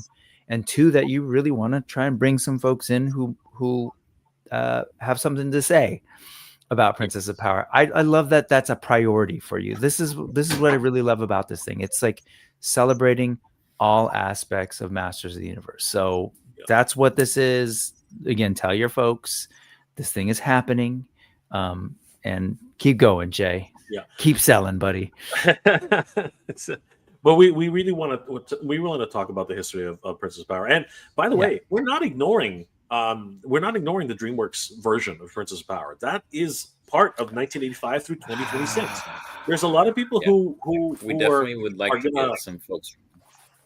Yeah, there are a lot of people going to ooh and what? There's going to be a lot of people who are. But you know what? This is a Master Universe convention, and we have to recognize everything that has come before. And it's something which has its own audience. And the reality is that it's a younger audience, and we want younger people to come to the show, right? So that's the other thing about this. So you don't see it right now in the current marketing we have here, but we welcome everybody. That's a very big thing about the show. We want everyone to come and enjoy themselves, and that's part of it. So we're very. And the thing is, we also want to really just get an idea of we have a lot of fan voting that's going to be happening. Because we want to find out our own fan votes, because Eternia's Choice kind of does its own thing, but we want to do our thing and find out, and maybe even just say, hey, this is what we got from our polls. Maybe you should think about it, right? So that's something that we are very, very dedicated towards, and that's important to us for all these properties, including the Princess of Power. So very much looking into that. We also want to celebrate, or like I said, wine and groan about the great and absolutely horrible games of He-Man in video games from 1983 to 2026. There have been some great games in the past. There have been some absolute stinkers. I mean, a lot of people just don't even know that there was a Commodore 64 version, a Atari 2600 version of He-Man and Master Universe. There was PC games, there were PS2 games, there was a Game Boy Advance game. A lot of people just don't know that these games exist. And in 2026, there will be a brand new arcade-style beat-em-up game from Limited Run Games. It's going to be absolutely crazy. It's going to be called the Dragon Pearl of Destruction. And this thing looks to be absolutely amazing. So we are very excited. And we're hoping that Limited Run Games will actually be generous enough to give us a couple of playable demos or something along that line so people can really experience things. So... See, like, again, I want to highlight and celebrate y'all for, one, even name checking. Oh, sorry, the DreamWorks show, as well as, like, sorry, I just realized he was talking about the Netflix CGI show, but same with that one. Yeah, same. But the DreamWorks, I really enjoyed that show. And the notion that we're going to celebrate it all and we're open to it all, I think it's actually really, really important. That's my pitch, folks. I know folks were joking or sort of commenting earlier, maybe not joking, that he's too diplomatic. But there's a reason. If we want these IPs that we actually truly love to last, we have to realize that we have a role that we can play in making sure that people see these IP in a positive light. And it just actually isn't really good for these things if we're sitting here only and overly being critical when it doesn't do so great or whatever it is. Like, we should just, realize, I'm old enough to now realize that if you make a mistake, you keep going and eventually you're going to find some other good stuff along the way. And I think that's what Master of the Universe is. That's what Star Wars is. That's what Lord of the Rings is. That's what they all are. And so the fact that you guys are approaching this MOTUNIVERSE as a celebration, like you said it, Jay, I know, like, it's funny. It's like it's in jest, but it's real to say, like, oh yeah, we're gonna look at the great games and the not so great games, because they weren't, especially by 21st century standards. But imagine going to one place where you can, like, you see all this stuff and talk to people about those old games and do the comparing, and then hopefully get a playable demo of the new stuff. To me, if I were Mattel, and this is to some of the points that were been in the comments earlier, man, Mattel should be going like, damn, this is awesome. Thank you, fans, for like continuing to breathe life into this thing and remind people about how awesome these things are, even when they're not as like awesome as they could have been, right? Like, so we're really doing the work of trying to keep this thing alive and in a positive light, and so that we can maybe get new, even better attempts at stuff. So the thing about this too is that the two media which get young people involved are happening in 2026: movies and video games. So this is the time to get people talking and interested in Master Universe, and that's exactly what one of our goals is here, to continue Master Universe well into the future, as Master Universe really has this chance once again to be in the public's consciousness, and for hopefully a long time. We'll like. The future's never set, right? There's no fate. There's no fate in unless you make it, right? That's we know that. We know that there's no fate unless you make it. So hopefully, here's the thing. I don't tell the story very often, but I was at Joe Fest 2024, and a father and son came up to me, and the dad handed me I think it was I'm pretty sure it was a dinner tray. And he goes, my son would like you to sign this. And I looked at him and I was like, oh, you want me to sign this? And he says, no, my son wants you to sign this. And I'm like, your son? And I was looking around at eye level. I'm looking for anybody who's, a little bit older, whatever, maybe a teenager. And he goes, no, my son's down here. And I had to look down because standing in front of me was a 10-year-old.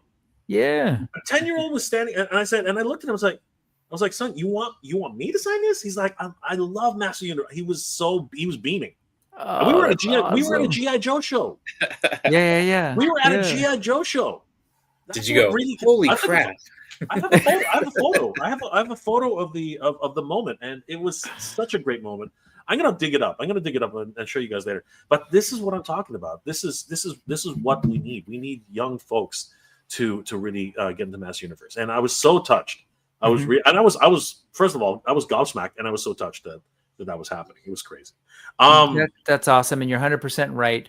The things that are going to grab more choice of words, but the things that are going to get the attention of more young people on He-Man and Masters of the Universe are video games, like you said, and like so. I think the fact that you're playing that up and then movies is super smart. But what else we got going on here? Because like we know there have been hardcore fans for decades doing cool absolutely stuff. And this is one of my favorites. MOTUNIVERSE Masters of Cosplay. This one, of course, is, I think everyone loves costume. It's Halloween season coming up. I mean, we're pretty much a week away from Halloween. Yep. So it is the time, guys. It is the time to celebrate dressing up and having a good time with everybody out there. And MOTUNIVERSE is no different. We want to celebrate the Masters of Cosplay extravaganza. And if we happen to reach our second stretch goal, our second stretch goal of $20,000, we'll be able to really get an amazing amount of support for that. We will, no matter what, have a great cosplay event, but it really opens up the door for that. We want people to come and join the passionate members of the cosplay community as they showcase their talents in the first annual Masters of Cosplay extravaganza. It's going to be absolutely epic. We want to have like you're welcome to stuff. Exactly. But you're welcome to come with whatever cosplay you want. If you want to be Spider-Man, you can be Spider-Man. If you want to be JoJo from JoJo's Bizarre Adventure, you can do that. You can be Dragon Ball Z. You can be whatever you want. But we're not going to lie. Spider-Man, He-Man, then you might be onto something there. Exactly. And not gonna lie, but if you do decide to actually go and make a Master Universe cosplay, you're gonna get some bonus points. I mean, that's just how these things tend to work. So I have a thought about that. Just if I interject, I think that's all really well and good. I think the idea of like having folks come in as they are with their fandom or whatever. But what if you actually invited that, but then with a twist that maybe there's a category of, what do they call them? Like a mashup kind of thing, or mashup, where they take their own thing, but then they just any little thing to kind of see what they can do to give it a Masters of the Universe twist. Honestly, if someone came dressed as, oh, nice, that's the kid. That's the kid. That's awesome, man. And that kid knows what's what, as Giraffe said. And you see the placard. Like I think it's a dinner tray or a placemat or something. But yeah, like I was awesome. Again, like that got me, man. That's cool, man. Got me. So huge shout out to those guys. Like I love them. Right. Anyway, go ahead. If you come as Spider-Man, you got a blonde wig and a harness and some furry underwear and the power sword, you show up Spider-Man with this in your hand. You got my vote. Sure. Or come as Spider-Man with holding a web store. Even that. Yeah, just come on. That's a little bit of something I think would just be super fun. Yeah. Okay, absolutely. so you guys have created sort of these like 5 categories of potential things. A lot of people in the chat are having some great ideas, and I want to just bring them up real quick, and there's a point to it. So things like, let me see. Oh, I say that, but okay, well, I'll go back. Like there's people bringing up stuff like the CGI show, which we kind of brought, right? Yeah. And we talked about, where else was it? I mean, we'd love to have representation from them too. Like, right. And so like anybody that had anything to do with any shows we were going to look into. So then is there a He-Man merchandise history panel? He-Man you're looking you're looking at the man right here who has like so much in his freaking storage locker. I mean, this is the guy. If you want to talk about that, this is the guy. So like there's this piece. I'm just giving a couple of like just where people are bringing up ideas. Then like I'm bringing picket signs to the event where CGI He-Man deserves another season. And so there's all this stuff. How do you envision people could maybe funnel and share some of those ideas? Because it sounds like, you're like, oh yeah, we're thinking about that. Just give people a little bit of glimpse into kind of where you're at. Because I happen to know this, but it's not like things are set in stone at this point, right? I want people to understand that. Give them a sense of how this can look. Yeah, we're still very much in the planning stage, honestly. Yes. This is just a fundraising portion of what we're doing. But right. the reality is that we're taking all submissions for ideas. You can reach us in a number of ways. You can PM both myself and Attorney of Royalty on our Instagram pages. But the fastest, most convenient, most efficient way to get in touch is to sign up for our mailing list. Okay. So if you go to MOTUNIVERSECon.com, that's MOTUNIVERSECON.com. Now you can actually just go to MOTUNIVERSE.com. It'll send you to the same place, but just giving everybody a heads up. This is our main page, which will definitely be changing once we actually start getting everything going.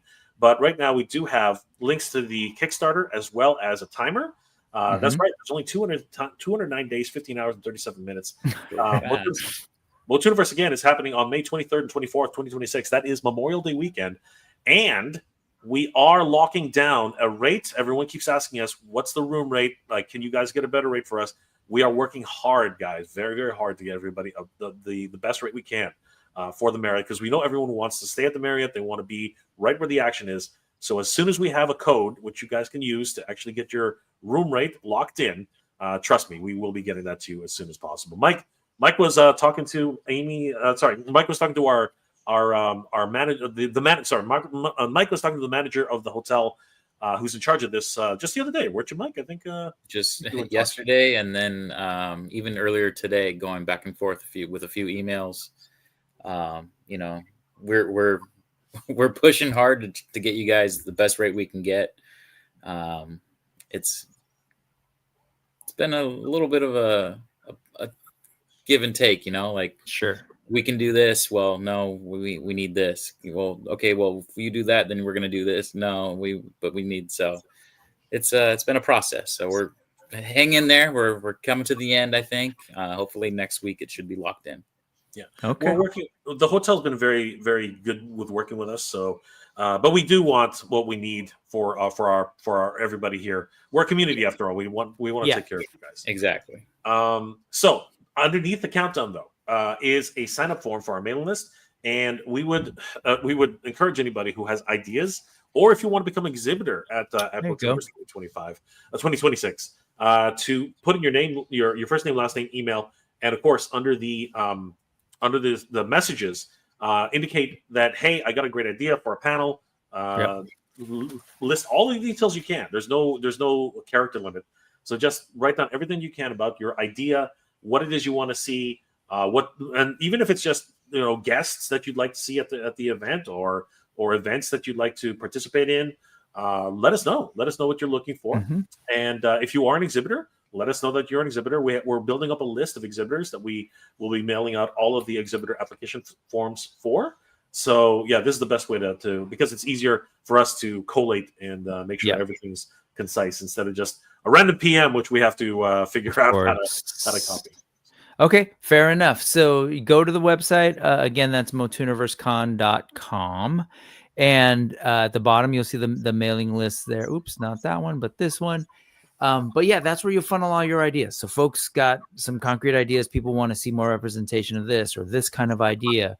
Throw it in there. And again, if you're the kind of person, because I know this is bringing up, this process has connected you with a lot of people who are interested in helping and actually have the either connections or skills to help. If you're like, I have this idea and I can help you with it, let them know that. Like they want to know you and they want to be able to reach out to you. So the idea is, we've got the Kickstarter that ends in about 20 days. Then you figure out, okay, this is our working budget. Now let's work with the venue to figure out rooms, etc., what other spaces we might be able to have access to, and then plan out a program. Is that right? That's generally what comes next. Yep. People that have connections, I would say, to guests. The reason we were able to get William Stout is a gentleman that was like, hey, I want to help in any way possible. He was very good friends. He was like, oh, I know Bill. We're like, Bill. And, he's like, oh, yeah, I can reach out to him. And then, William Stout heard about it and he's like, oh my gosh, this is amazing. Yes, I'm in. You can count me in. So, having that kind of personal connection with the guests, we'd love to hear from you if you have that kind of connection with somebody that you would like to see at the con. Definitely reach out to us and let us know, because a lot of these people, like I said, you don't want to come from left field, right? It's always better if there's some kind of connection there. Introduction for sure. Hey, on that note, let's pretty quickly go through what you've already, like, these are things that we already know are going to happen. So let me move that and let me throw this in.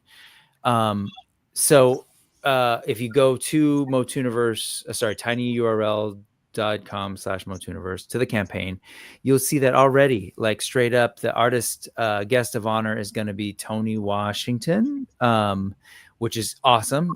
I know you got to meet him, right, Mike? And so he's like been prolific in terms of his artwork, not just for Masters of the Universe, but for a bunch of other awesome nerdy projects. Oh yes, yeah. He's done a bunch of different projects. He's did some Spider-Man 2099. He's done a lot of different Marvel properties.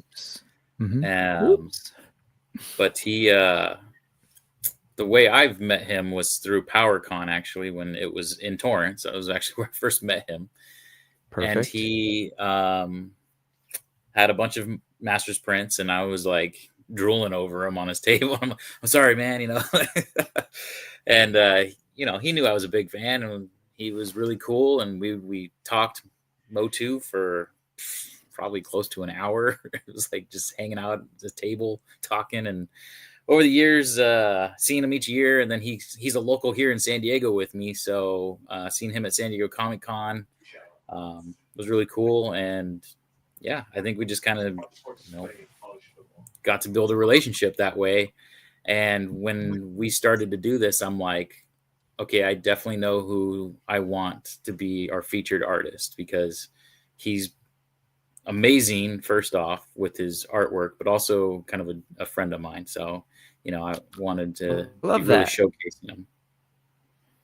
Yeah, I mean, clearly, dude is incredibly talented. I'm familiar with his work on MOTU, but like just doing a quick glance at Instagram, which some turtles stuff. Again, folks, if you're not familiar with this show, there is a URL that you can access through that QR code on the bottom right. And after the show, I'll put in links to everything, so you can go follow these folks. Get all the links that you need to contact MOTUNIVERSE, follow Tony Washington, etc.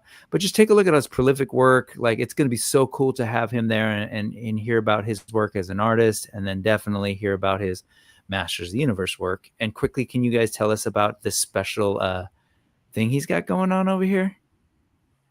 Yeah. So we commissioned him. We said, hey, would you be open to doing an exclusive print for our con? He was like, of course.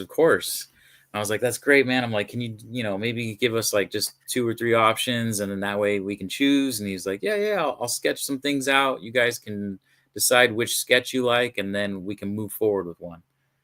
Well, he sent us 8.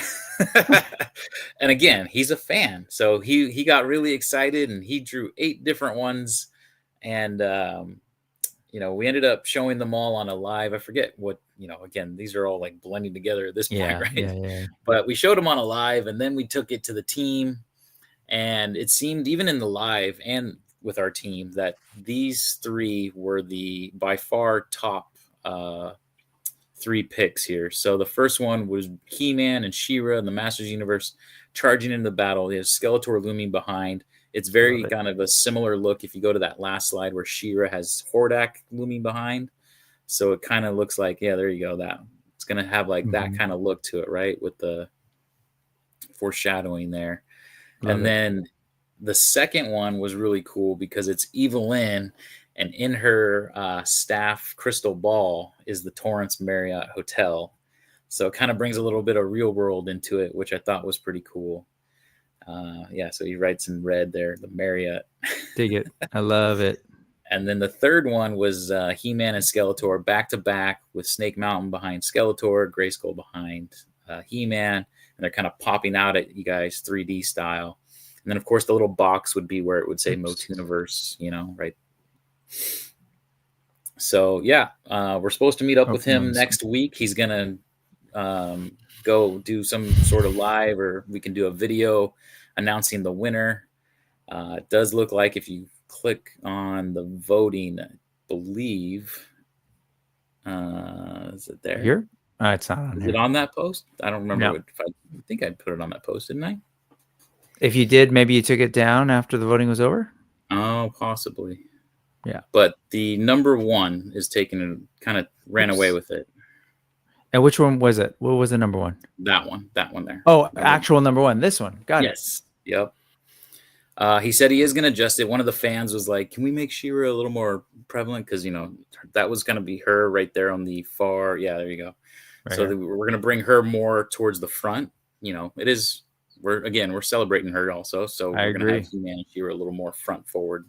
Mm-hmm. That's great. It's going to be so cool. And, again, this is a person who is no stranger to Masters of the Universe. He's doing it professionally. So some of these, they're used on packaging art, right? Like some of this is Masterverse stuff, or do you know? So he did artwork comics? for PowerCon, actually. Okay. Got it. Good stuff. He did artwork also for, and I'm pretty sure, what was it called? Icons of Evil. Merman, so like some comics back in the day. MV Creations. MVC Creations. Love that. Yeah. So here's more of his work. He will be the featured guest of honor. Does that mean, like, are you thinking like he is doing a panel, he'll be signing? Like, what does that mean in terms of MOTUNIVERSE the event? We still in talks about what he's actually going to be involved with, but we are envisioning a panel, and he actually is an Adobe partner and expert for illustrations and software. So it would be great to see his insights. There, as you know, there are a lot of aspiring artists who come to conventions, and having him there is also an opportunity for people just to hear and listen and learn a little bit more about different techniques. So it's great. Cool. It's an honor to have him there. Absolutely, man. And then on the writing side of things, you got Joshua Skye, who's been writing for, again, Masters Universe. He's essentially like writing the comics and the stories right now and carrying forward what the story is behind Masters of the Universe. But has also worked in comics in general. And I heard you mention this the other day, and I realized I didn't put two and two together, but he was the guy behind the Metal Erland or Heavy Metal Kickstarter, right? That kind of brought that. Not really behind. He's one of the writers on one staff, of them. So okay, so dope. I love that. So tell us about like what you're thinking. Similar question, like, will Josh? Is this kind of, you're not sure? Do you have any thoughts on what he might be doing at the event? Oops, where's Josh? There's Josh. I personally would like to ask him, all about, different new characters that he's been involved with, particularly Stingor. I think a lot of people would like his insights on how a character like that is actually created on a narrative level. Because obviously it's cool to create character designs for characters, but apparently I've been educated to the point that Stingor is actually based off of an original sketch from back in the day. So how does one take a sketch and make it into something? It's interesting that he wasn't actually included in the sketchbook series, right? So that's interesting. How are those decisions made, right? So it's a unique opportunity for someone who's actually in the industry, working on the property that we love so much, and trying to get any information we can from him. I love this. Thank you, Ryan, for the reminder. Absolutely. I got to engage the chat. I'm just so excited to have these guys and hear a little bit more about their plans. But yes, I love that folks are chiming in and people are like responding to the artwork. Giraffe was saying all three were epic. Whichever gets picked works. And so number one, we now know, is there.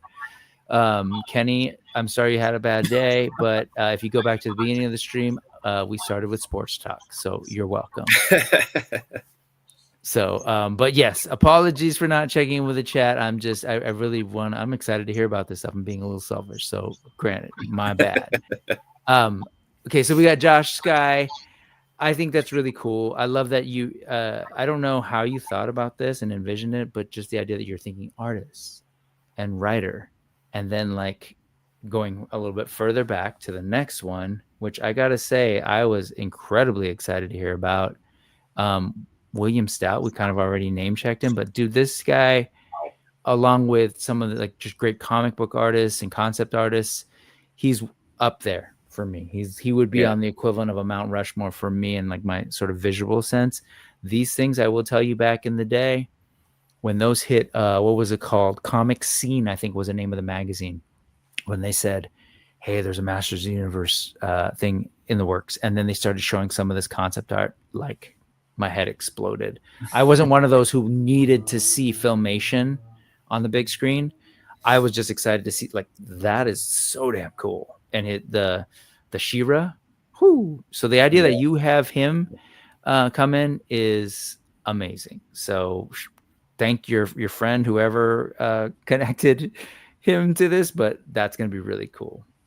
Again, you're not quite sure how he'll play in, but maybe a panel, maybe he'll be on the floor signing potentially. Yeah, I would hope both. Yeah. Yeah, I have a couple of ideas as well. Because again, he's a wealth of information, as we all know. I mean, he's not just Master Universe as a lot of people like. In terms of comics, he has a very rich comic history. Yep. He's one of the founders of one of the comic societies that's been around. Let's talk about it. Yeah.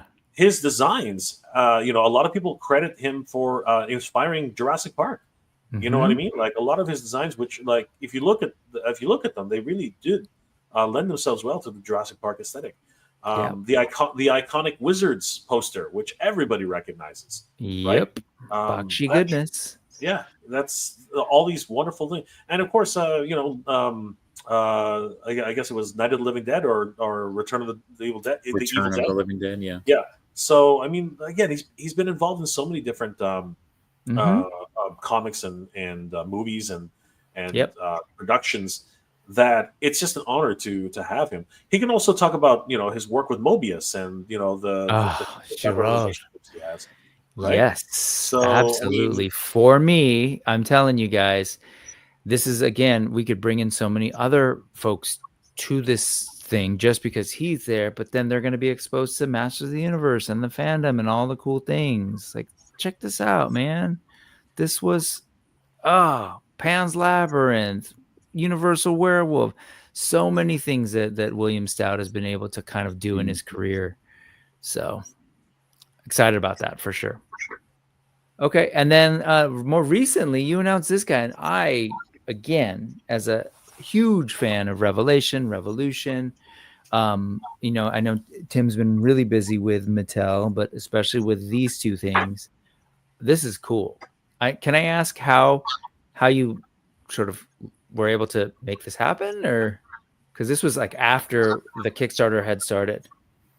Yeah. It's again, you know what? It's the reality is that the community continues to be just a wellspring for us, really.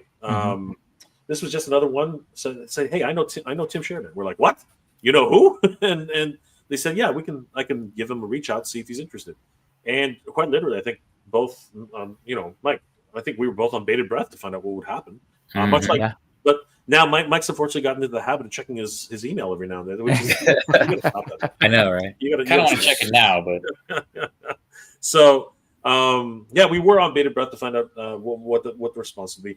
I mean, the man's worked in not only comics but also television. Again, much like Mr. Stout, he's written for again the Master Universe Revelation and Revolution series. He's done work for Netflix on Transformers. War for Cybertron. Yep. He wrote for Superman: Man of Tomorrow, and he's a continual staff writer on Star Trek Lower Decks.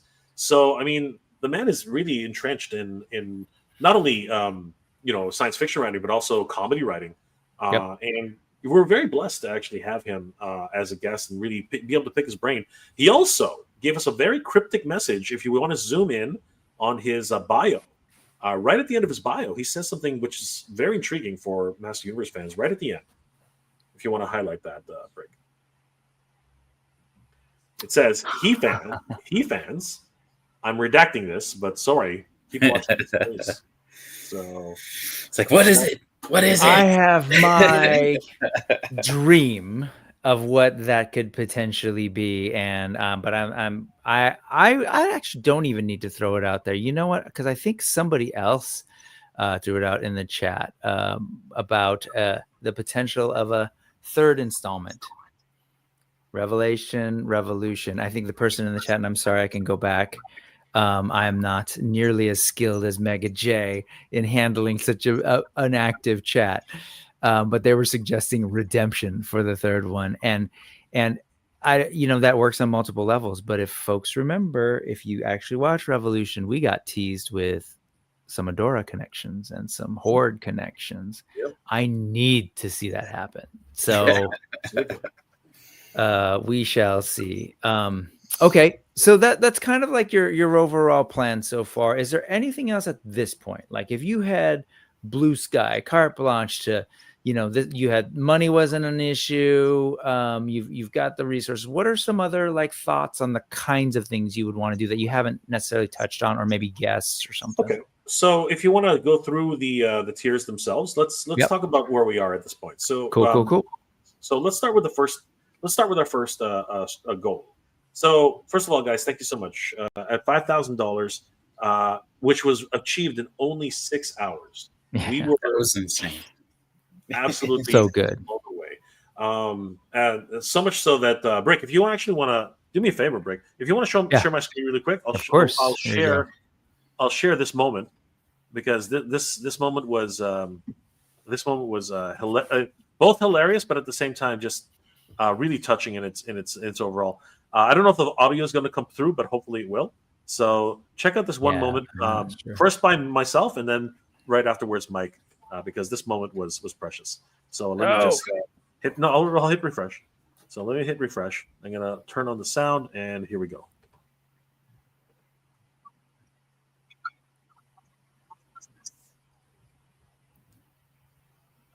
Oh, he's like, oh my gosh, oh my god.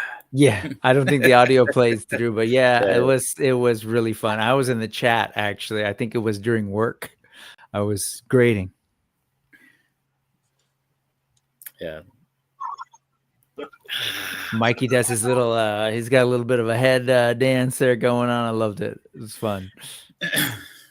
I was not expecting that to happen so fast. So when it launched, right? It launched at noon Pacific, and we were like, okay, cool. We did a couple hours. We got a few grand right off the bat, and I was already blown away by that. And I was almost speechless at that point. And we're like, okay, we're gonna hop back on at like 7. We'll check it out before the end of the day, and we'll see where it's at. Yeah. Didn't even get to 7. we were extremely ecstatic, and we, as you can see, the excitement was there for all of us. Yep. And Brick, a few days later, you were there to join us, and very much the same reaction when we hit our first stretch goal, which was absolutely bonkers.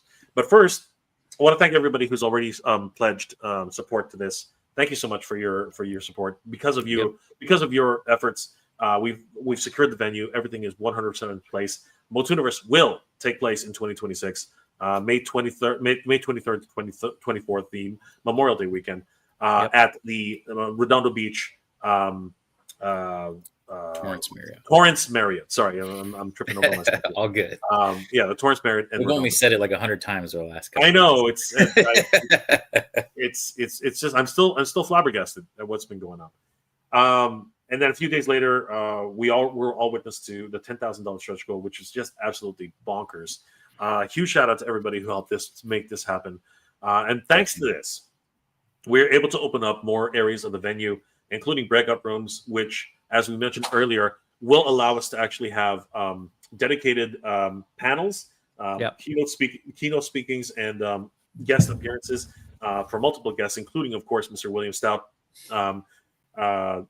the venerable Tony Washington, the great Joshua Skye, and of course Tim Sheridan. We are very excited at these guests alone, but we are in talks and continual talks with more guests. And our next stretch goal will really help us to achieve that. At $15,000, this is my personal favorite stretch goal, but basically it allows us to open up even more space, which allows us to have a dedicated cosplay zones. And these are fun because there are events which happen inside the event, but also outside the event.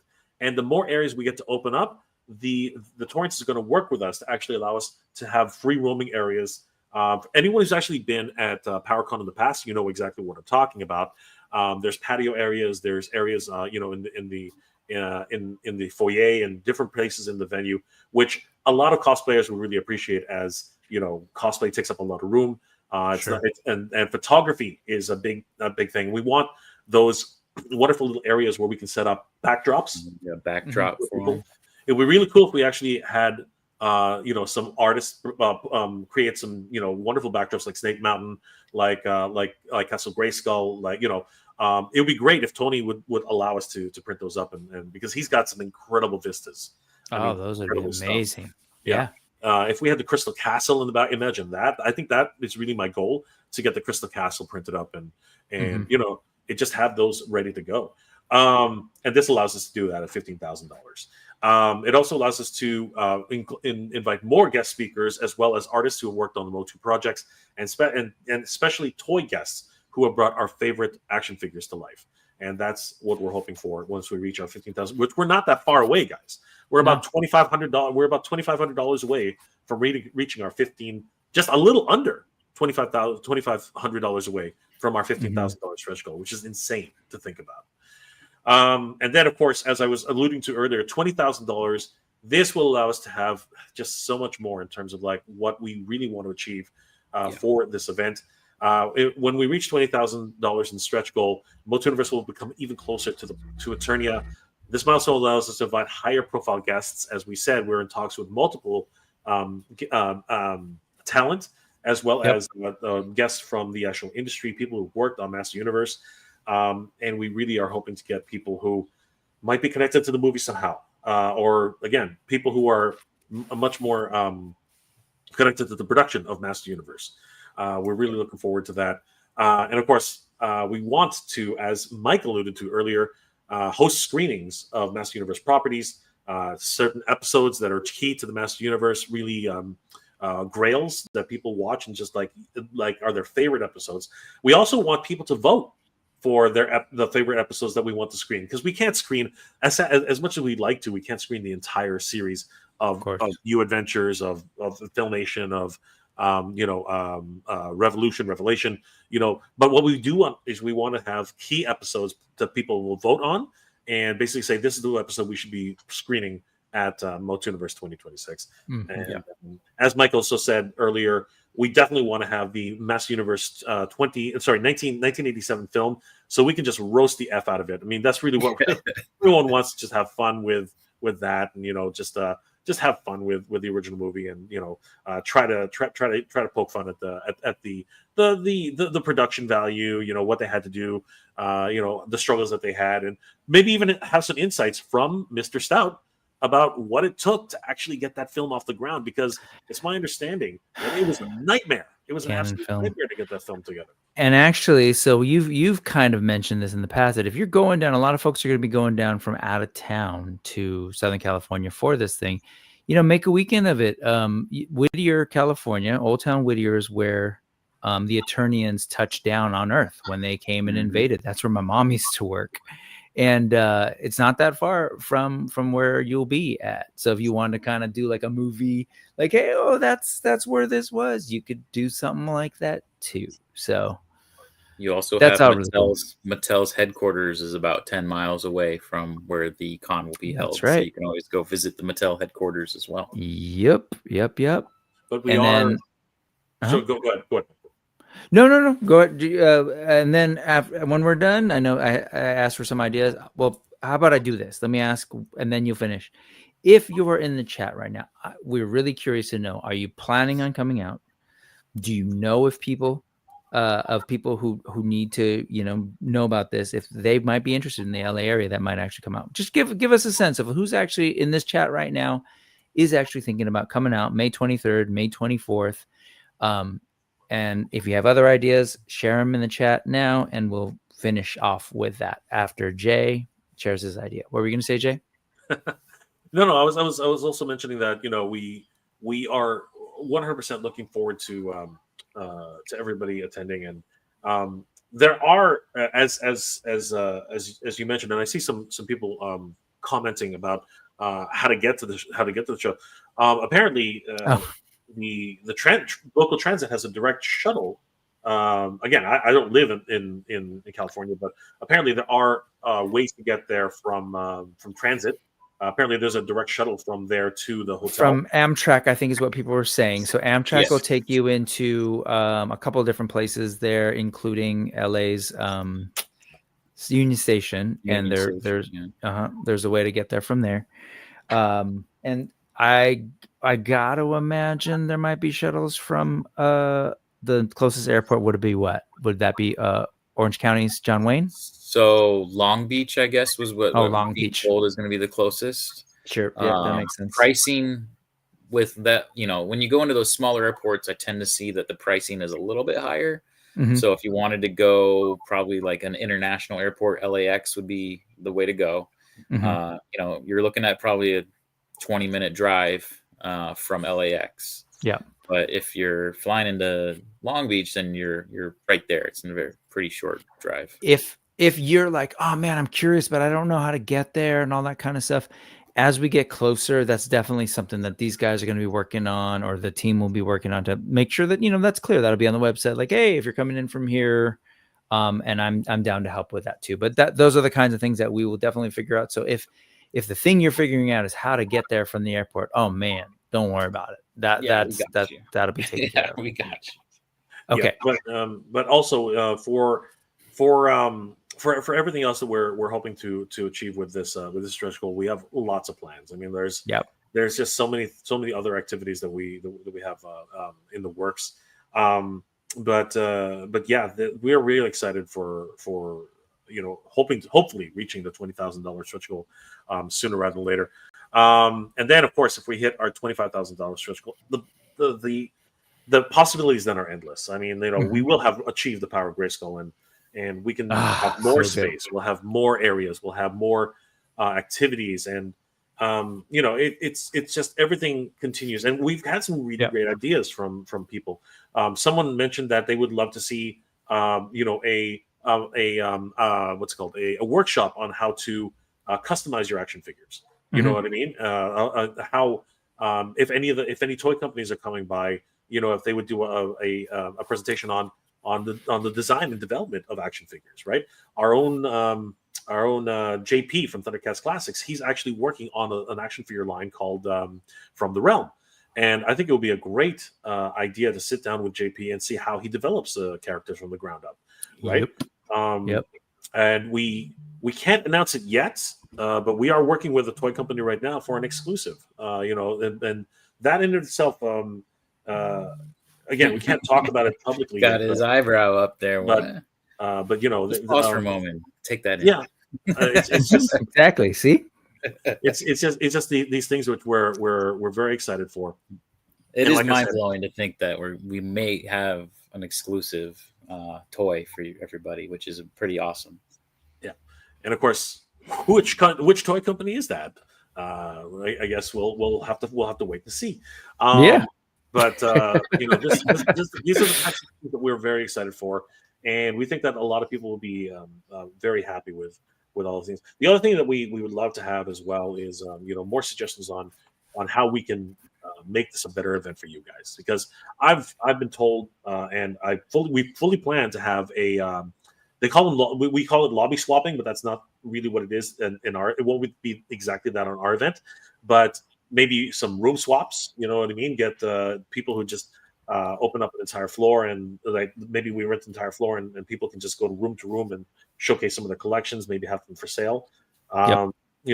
Those are a lot of fun, and a lot of people really enjoy those types of things. So we really want to have that community feel for MOTUNIVERSE. Like, one of the things about a large convention that really it really bugs a lot of people is the fact that you're in line 90% of the time. Like that's just what they are. They're just like line cons. That's all they are.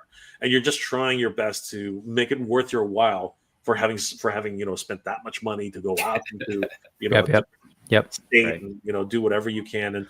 And we want an experience for everybody, but we don't want you to be dejected by what it is that we're trying to achieve, right? And we're hoping that everyone will be able to get something, and be happy with everything that we're trying to do. And when it comes down to any exclusives, we're trying to work with our partners and trying to get everyone's availability. You know what I mean? We don't want anybody to be left out. It's inevitable, but we really do want to try and help everybody as much as possible. It seems to me. Cool. So on sort of this last leg of our stream today, let's actually take a look at the chat. There have been a lot of conversations, ideas thrown into the chat, and I'll try my best to kind of categorize them. But here they're in the start, and I'm going to kind of go through them. So first, let's go back. You said, "Hey, 2026 is a big year because we're going to have a movie." So here's Rick Jones. I love you, Rick Jones. And he's coming in hot with a spicy take. He's saying Jared Leto's box office poison. He's going to be Skeletor next. Okay, this is true. And he's part of the movie. But I'm going to balance you out there with Thanos. But Motu's going to dominate the box office. So just in general, on those two notes, what are we? It's going to be a big moment. When does the movie come out? In the summer, right? Like a couple June months 5th. After? Believe it or not, only a couple weeks after June. So. Okay, so I know you all have talked about it. Like, we would love to. I've heard you say have some kind of representation from the movie there. So can you share just briefly your thoughts on that and what the possibilities might be there? Mike, you want to go first? Sure. Yeah. I mean, ultimately, we're trying to be like, hey, Mattel, hey, Amazon, MGM, we're putting together a convention where there's hundreds, potentially 1,000+ people gathering for this property 10 days before you're about to have a worldwide release of this movie. Maybe you want to have some sort of representation there.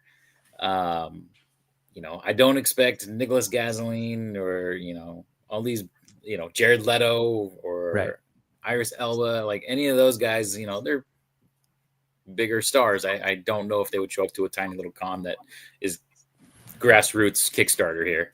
Sure. Right. But again, we'll ask, right? But I could see us trying to get the guy who plays Trapjaw, Sam Wilson, I believe, right, is his name. Okay. Mm-hmm. Some of these guys, I can't remember the name. We have the guy that plays Fisto or Mechanic or Ram Man. I mean, I would love to be able to get the Sorceress. She'd be amazing. Or King Randor. Any of these. Morena Baccarin. Yes. There you go. That would be interesting. Wouldn't that be wonderful? And she even said, if you go to He-Mania, she said she loved the property. She watched it as a kid with her brother. Yep. Some of these actors and actresses are fans. Yep. So if they hear about this, maybe that will entice them to come. Yeah, there's a lot of opportunity here. And again, we're up and coming, right? There's a lot of buzz. I guess buzz is not the word right now, but I find it incredible, and again, humbling that when we first went on Toy Habits, just to even say, "Hey, is this a good idea?" You know what I mean? We were shocked. I was shocked. I'm pretty sure Mike felt the same way, but I was shocked at the very within the next 2 days or so. People were just reaching, "Hey, do you need help? Like, I'd love to get involved. I used to work for PowerCon. I was this, I was that. How can, what do you need?" Right? And it was just a moment where whoa, what's going on here? Like, this is, and having run multiple events myself, I was like, okay. I told Mike this. I said, okay, we're going to have to look for a team. We're going to have to put something together. We're going to have to reach out to anybody we know who actually has an experience. And that was almost not necessary. The people came to us. And it was incredible. And not only did they come to us, but they said, I know this person. I know that person. Right. You should try this. You should try that. Have you thought of this? Have you thought of that? And to me, that really was eye-opening, and to the point where, when it really boils down to it, there are a few people who actually have connections within the industry, and those connections are really vital for what we're trying to achieve. For the movie aspect of it, as I said, we're really hoping to have number one, a lot of programming just surrounding the idea that what if what is happening, what's going to happen, who's going to be in this thing. We're hoping that by that time it'll be confirmed whether or not there is a web series or a new cartoon that's coming out, because that's been rumored, in magazines and such. So we're hoping that maybe there's a full discussion group on what happened during that, because apparently, if rumors are true, that'll actually be aired before the movie, right? So there's a lot of media that's going to be available to us at that stage, and the obvious, wish list of wish lists, right? The actual, God, this would be nice to have, or damn, we really need that, would definitely be, as Mike said, if we can get even one person from the production at all, whether it be Trapjaw or Ramit or the sorceress, like you guys mentioned just a little while ago, right? We have no aspirations of or any illusions of a Nicholas Galitzine or an Eva Mendes or an Idris Elba. We have no. Yeah, I don't think we should have the expectation at all. So I'm with you there, but any of these actors who basically could share some insights as to what they experienced, and whether or not they are fans, right? These are the things that we want to explore, and we want to give that same experience to everyone who's looking forward to this. The other thing that we would really like, to be perfectly honest with you, is maybe just to have some sort of relationship with MGM or Amazon to say, hey, we're doing this thing. How about you give us some pre-swag, like posters, like like cups, like whatever it is you're going to be giving to the theaters. Why don't you drop a few of those off, and we'll just like promote the crap out of this? I mean, like you need seats. Do you need seats in the theater? We have, this is your audience, 1,000 plus people who maybe will be going to this movie in the theater down the street. You know what I mean? Like exactly. No, exactly. And I think I don't know what they're aware of, but you've got some people that are on your current, let's say Rolodex, if that's a thing. I was going to say, well, I don't want to put anyone on the spot, but you've got people that you're talking with and engaging with that do have lines to some of those folks, and they don't have to get commitments, but just ask them, like I'm going to continue to ask this audience, make sure you're telling people about this. Make this conversation around MOTUNIVERSE, the Kickstarter, and what could be part of your Instagram stories, and just like keep talking about it. Use the hashtag MOTUNIVERSE, and just get it out there so that maybe they'll see that there's some existing buzz. Go back to our earlier conversation around TRON Haslab and the lack of buzz around that. Hey, let's help create some of that buzz now, so that maybe they'll go, oh crap, we have this movie going on. It's actually kind of silly for us not to be there. As Thanos says, like, hey, reach out to the studio. It actually would be 100% smart for them to engage with the fans. And your sense of scope is right. Like, oh, I don't think we'll get like the stars of the show, but actually we wouldn't, like it could be. They're going to be doing press anyways. They may be feeling like there doesn't seem to be people who naturally are interested in hearing from them. And if we say, hey, there's a venue where everybody in that space will actually want to hear about them. Right. So, I don't know, just a thing to consider. I'm excited about the possibility. I didn't realize it was so close to the premiere. I think what you just said, Jay, is kind of an easy-ish thing. Like if they're printing any kind of marketing materials, posters, whatever, tote bags, any kind of tchotchke, because they send those out to people all the time. Give us a couple extra, give us a couple hundred, have them available to folks. So there's a thought. And if you can't get the source, go ahead. Yeah, sorry, not that country, but the other thing is send representation. Like send a couple of PR, send a couple of your PR team, right? Send some of your ground team over. We'd love to host them. We'll give you space. You know what I mean? We just want all the space you want. Yeah. Well, Mattel should actually, honestly, like that. We want to reach out to Mattel. Obviously, I'm seeing a lot of Mattel this, Mattel that in the chat.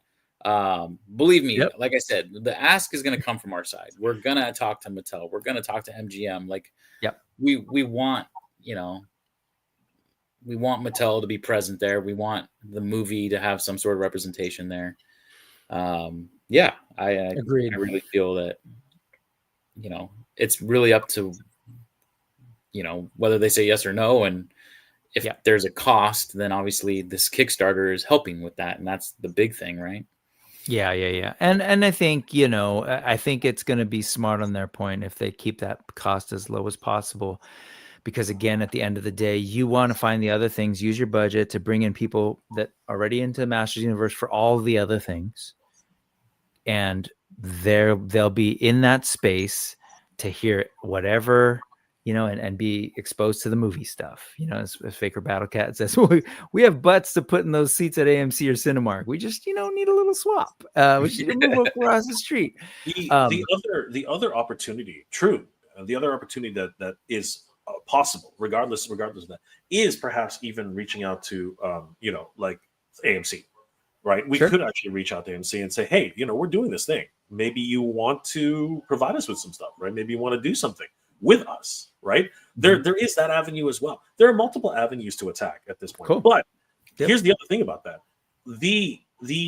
those opportunities sometimes are made possible through the Kickstarter raise as well, right? If we get to 25,000, as we said, the gates of the Castle Grayskull will be open to us, and basically what we do is with that is it'll allow us to reach out to people who we normally would not have opportunities for, previously, right? Yep. And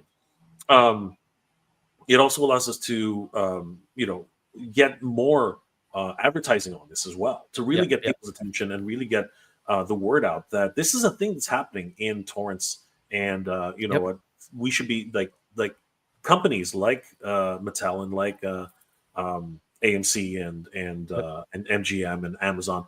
Maybe you should take a look at us, because you know what, we're doing something which is actively helping you, right? We want to tell 100%. Everybody. We want to be the mouthpiece that allows people to understand what you're doing in 2026. And leading up to the movie, leading up to the event, we are not going to stop talking. We are actually going to be on, like what we're doing now. We're going to be amplifying that tenfold as we approach, the show. And not only that, but Mike and I are probably, and Rick, you and all of our ToyTuber friends, we're probably all going to start just, getting onto live streams, just talk about speculations about what's happening, new drops, right? The whole buzz around this, as it's always been said in multiple iterations, there's no news is bad news, right? All news is good in some fashion. Right. So even though people are talking about how terrible Tron Ares was, the reality is now the focus is like, well, what next movie is he going to ruin? Well, you know what? Maybe we should focus on. Maybe we should talk about how, hey, you know what? He's doing something completely different now. It's called Master Universe. And the reality is that this is a role that he could definitely. He's got a freaking bony face. He's actually. You don't actually have to see his face half the time. You don't even know it's Jared Leto. I mean, like, it's going to be great. You know what I mean? The funny thing with him, bro, is that it's not. I know people have gripes with him, and often it's not necessarily his acting. Like, dude is really talented for my money, but I think he'll make a great Skeletor. Collection Nexus has got it right. This is Berserk. I'm not going to see the movie unless Mattel has a presence. God. That's it. Let's start a protest until they show up. I love you, bro. I love you. Awesome. I love the idea AMC gift cards would work. Yeah, I mean, as gifts, as door prizes, all sorts of things. And I know you already know this. These guys know that. Jay has been doing cons, so he's got all sorts of tricks up his sleeve. I know, and it's gonna be real cool. Let's see. Let's just kind of speed round through this stuff, because I think people shared some things and there's some ideas. We don't have to chime in on everyone, but just food for thought. I want to throw this one up from Ramen earlier. Ace, I don't know if he's still watching, but I'm bringing this up for a reason. He said, I had the privilege as a boy growing up in Singapore. My mom got me a Motu figure every Saturday when we would go into town for shopping. Those were the days. Love you, Mom.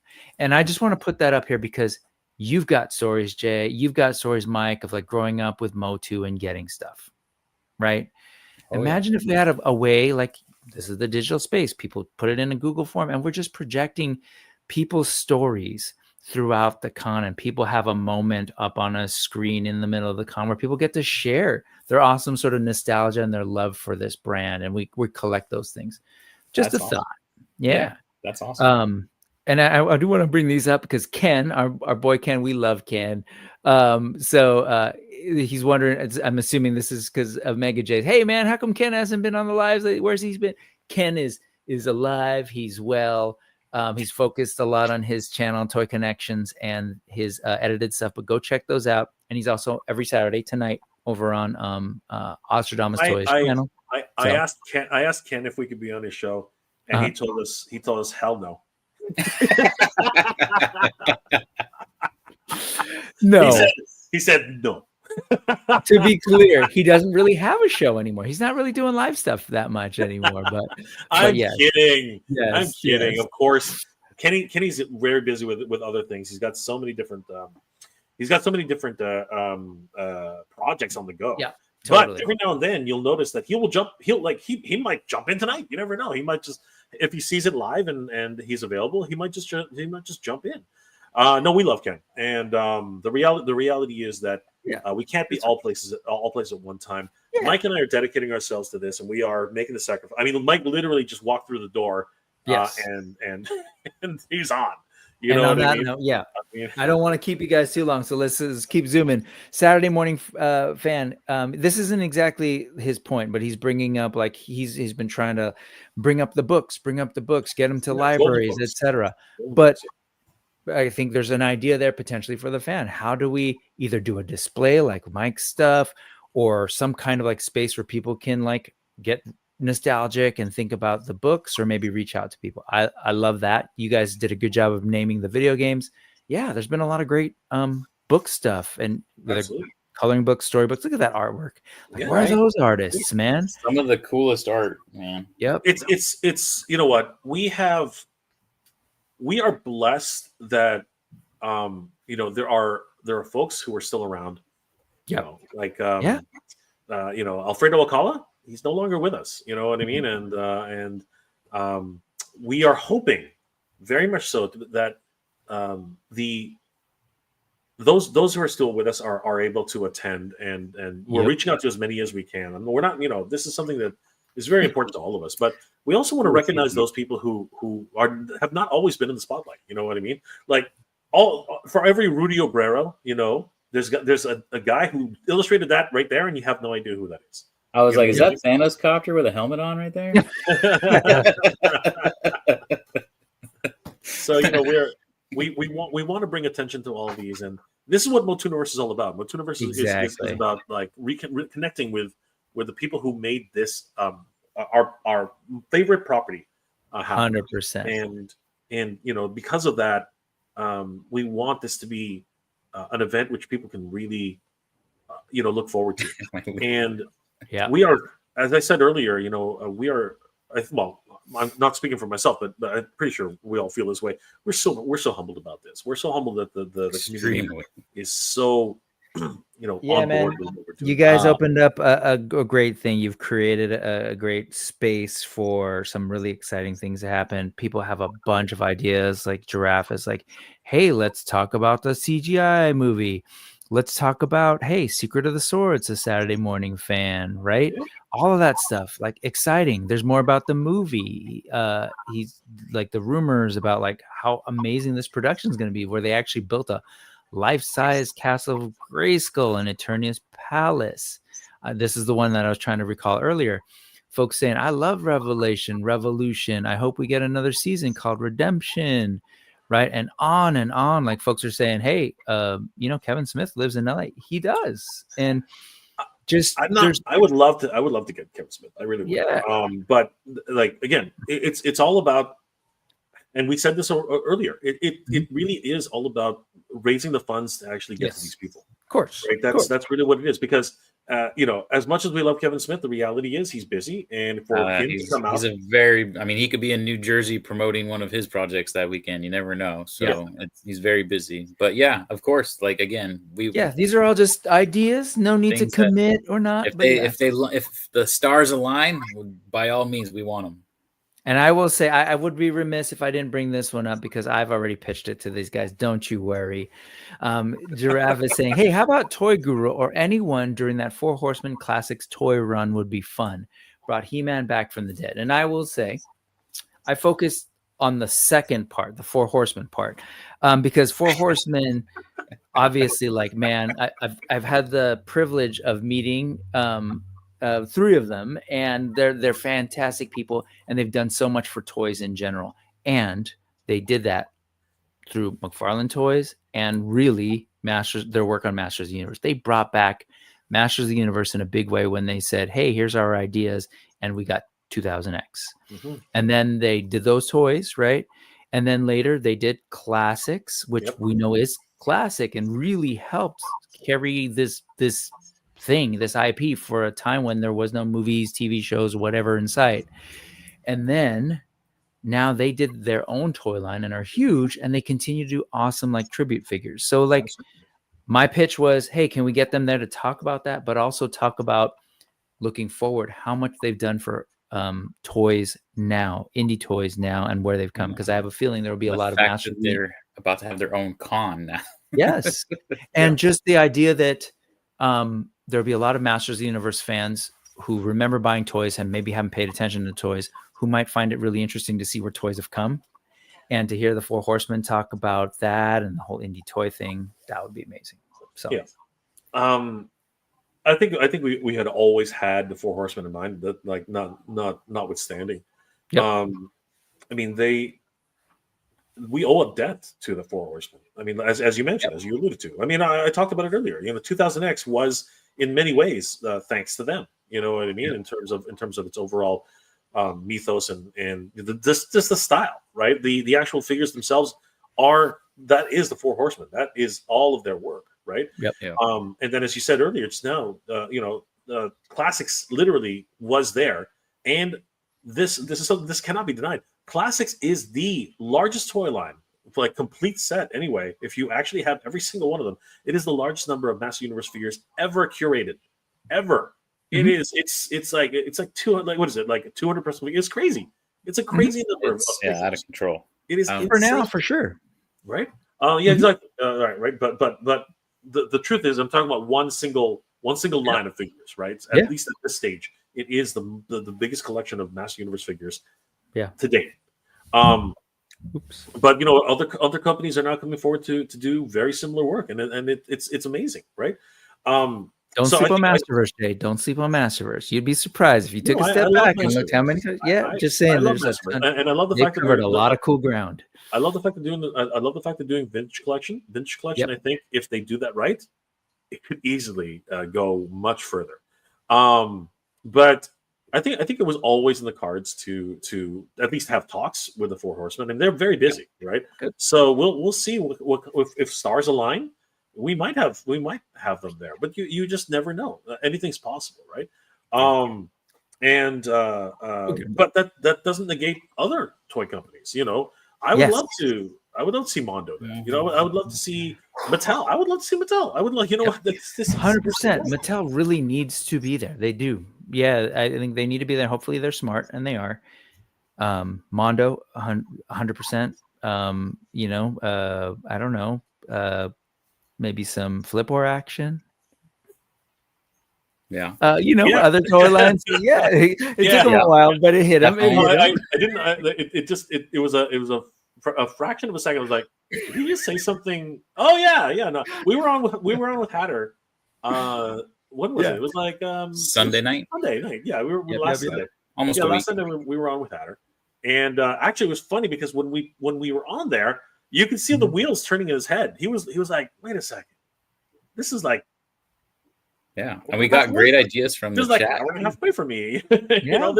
I can do something here, and maybe we can do something. Maybe we can have something here. Maybe we can have something there. Of course, right? He has to be there. Talk about what you guys are doing with that line. It's a love letter.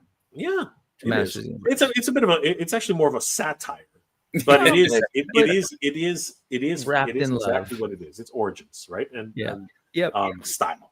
I Yeah. gotta be very careful with that. It's origin style. Right? Yeah. And we did, as with anything, right? We was tongue in cheek. It was just here's we're a little bit pissed off as collectors, and this is how we express ourselves as collectors, right? So and it just became this thing, right? And now we're hoping that that people will really continue to support it, and he's already on us wave 2, right? We're working on it. I can't talk about it, but there's a lot of things in the works right now for a lot of different. I love it. Just to address the chat, there's a lot of chat about toy. Oh, wait! I was gonna say, don't worry, I got you. Let's land the plan. We're not ignoring it. So what I'm gonna do. I'm gonna got you. So again, the idea, and they're coming in as we're talking, so I don't want to interrupt, but I'm with you. So stuff like this, right? People are joking around, but like I said, 4 Horsemen, and I was totally flippant about it. But anybody who's been involved, it should be a celebration, and it should man, if we could imagine if we could get when you guys were talking about Kevin Smith, if he was there, of course, some people would be upset, but that's not what this is about. MOTUNIVERSE is about celebrating all aspects of Motu. If Toy Guru, I don't know where he lives, but he worked, I know, in Southern California at some point, but that'd be kind of cool. So he's joking. He says North Carolina now. Okay. He says Toy Guru could have a panel on the Mighty Spector. I think for us to ignore. One of the funniest things I ever heard was when we first were going around and people were mentioning, they're like, "Oh, they should do a slime pit themed dunk tank with Toy Guru or something like that." And I was like, "Wow, okay." We do, and Jay has been really good about it. Jay, the reality is, we do got to respect people for their contributions and everything, regardless of the thing. I'm not his biggest fan, but also I recognize, he did that, and he did that with the Horsemen. And there's all sorts of stuff, but love it. I recognize that he basically kept Motu going, and I will always thank him for that. He started classics. He was the man, driving that whole large machine, even though it was mostly online, not retail and stuff. But I don't know, the stuff lately with Motu's dead at retail and things like that. Sure. It's like, I don't want to hear that. No one, if we're here to celebrate, no one wants to hear that. So it's that's true. And we could be conversations, but let's just real quick bring out the chat. Just really quickly, one real quick note on this. Quick note on this. We're not against having Scott. I'm just gonna put it out there. We're not against having Scott. Gosh. Here's the reality though. Here's the reality. Okay. As Mike alluded to just now. The real problem is that there's too much noise around Toy Guru. Not necessarily Scott Knightley, but Toy Guru himself as that persona. I think there's just been too much noise around that. That channel, I'll put it that way. That channel got involved with getting too close to the sun. I think they got involved with messing around with too many things, which really did not do him any favors in the community. And I think that's really the problem. Right now, it isn't so much that we don't appreciate Scott Knightley as a person, and we don't appreciate his contribution.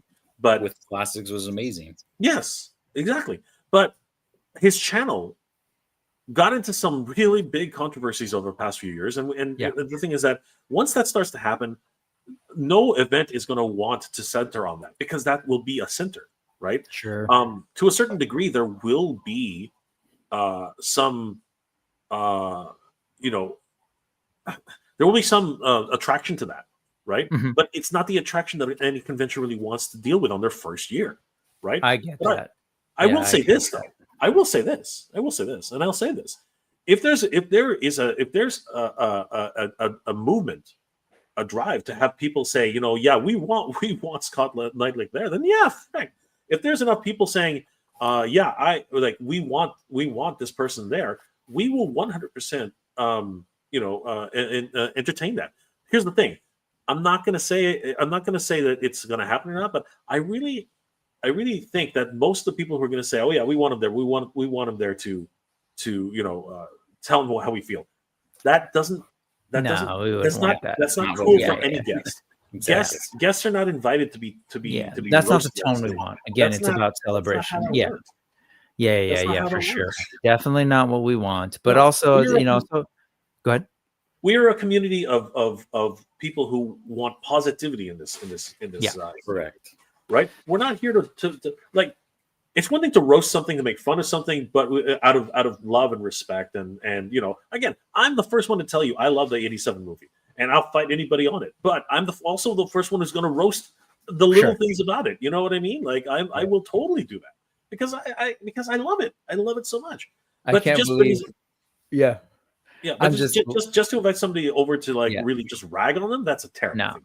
And no one's saying that, but I will say I just love that I'm spending so much time on Scott Knightley. That's it, Toy Guru on this channel. But hey, let's talk about it. But Giraffe's right. Like LOL, he can rub some people the wrong way, but he did put up a fight to get us all that we got from Classic. 100% he did, and he spent a lot of time and energy to do that. And he said Mattel was clueless as to the property. Was nice to have a fan in the trenches, absolutely, and thankfully he also pulled in the Four Horsemen because they did a lot of work to really make that thing as great as it was. Oh, here's one. Like Blind Robot might be one of those persons who might start the campaign to be like, hey, he needs to be there because he says it's crazy not giving Toy Guru props. Pedro says thanks, Toy Guru. Yeah, and then I love this. Toy Guru was no worse than the current leadership, just the classics bios he destroyed. Again, did he destroy them? I really enjoyed them, but but yes, and then I agree with this. Let's leave that. They can have that. We don't need that here. And as Thanos says, you love him, either love him or hate him, but you gotta respect a lot of what Scott. I agree. I've said that multiple times. Yeah. And then Ronald says it's cool if he's there, but we won't be having a beer. And Scott did give us this, and again, this is my thing where I'm trying to even it out. Best one of all. I mean, yes, and so did the Four Horsemen. Man, I got to sit down with last year at the Mythic Meetup. I got to sit down with Nate Barch. Who was it? Somebody else who worked on it. Oh my God, I'm blanking on his name. And they were just telling me stories about the development of that. And I will tell you, yes, we can say Toy Guru did this, but man, the people who actually worked on it and all the work that went into it too. And I'm still going to argue the Horsemen need to be there. So, okay, we have been going quite a bit today, which is, I know, part of the style sometimes. But hey, at the end of the day, thank you guys for sort of like being the leaders. I know you guys said, we have the power, the fans have the power, but yeah, like you all are like you guys are the sort of attorney and like the power sword focusing that energy. So thank you for that. We've got 20 days. Thank you guys. Thank you. Got to keep getting the word out there. All of those, you've got 30 left of the founding members, of the 30 of 100 left. That's available. What is the $60 some for the early bird tickets? Yeah. So the VIP passes are $60 right now. That is a Kickstarter exclusive price. So we're giving you 40% off our VIP passes. Once the Kickstarter ends, they're going to go to the normal price, would be $100 for VIP. Ooh, okay. I didn't realize it was that much of a jump. All right. It is actually. It's actually a very and it is only available. If you want to share the screen, yeah. It is only available during this Kickstarter for that special Kickstarter price. Literally, as soon as the Kickstarter ends, it will revert to its $100 price. So this is something of a very high value proposition, and it actually does include a pin. Which once it goes to the regular price, it will not include a pin. Mm-hmm. So we're giving you quite the value here on the VIP packages, and I mean, $30 a day for a VIP, and you're going to get in early on Saturday. So if any of our vendors decide to do a Kickstarter, they decide to do an exclusive, you're going to have first dibs at that. Yeah. Yep. So we do have a lot of different options, and again, this is all in thanks and recognition for people who are early adopters of us of the MOTUNIVERSE event and supporters. Right. We really want you guys to have the added value that comes with being an early adopter. Yep. Love it.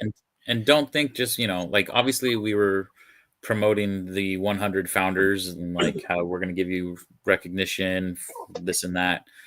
Even if you just get the VIP package with us, like I promise you, anyone that participated in our Kickstarter, we're going to recognize you and give you thanks, because honestly, this wouldn't happen if it wasn't for you guys. You know,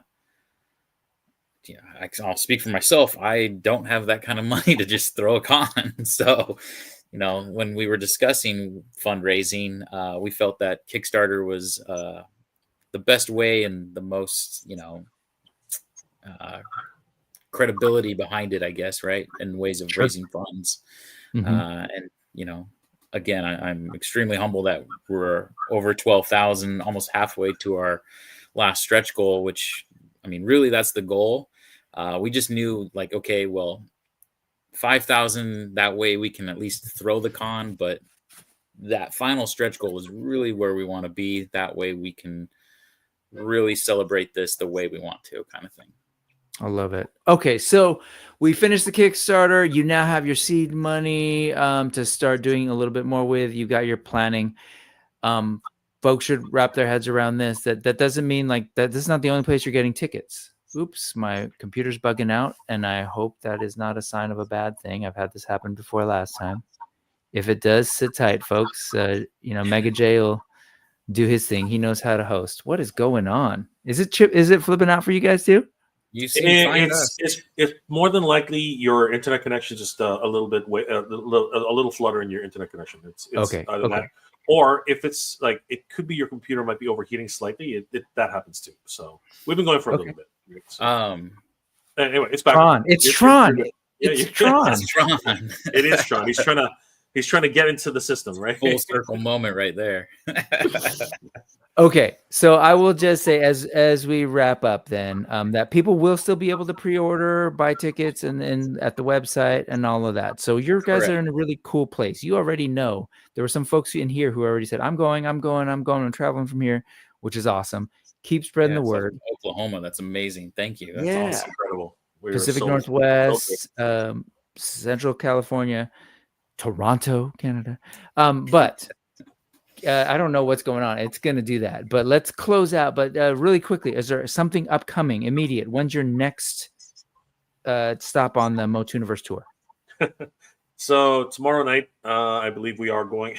No, not tomorrow. No. Monday night. Monday night, I believe we are going to be live on. I don't want to get this wrong. Give me a second.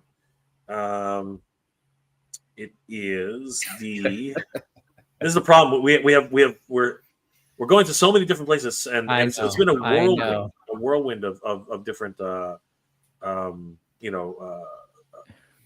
are they called? Live streams. It's an absolutely crazy amount of different things, and we got to keep this organized, which I'm not. I have a spreadsheet. All good. I have a spreadsheet, and it's just all over the place. Mighty Comics and Collectibles.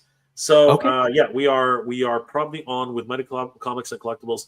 I'll be joining him at around 8:30. Mike will join when he again. This is the thing, right? So I'll be at work. Mike will be at work, and he will join as soon as he arrives. This is how dedicated I am. I'm going on my lunch. I'm going on my. I'm off work at 5. So yeah, I'm gonna zoom down here and try to hop on right after work.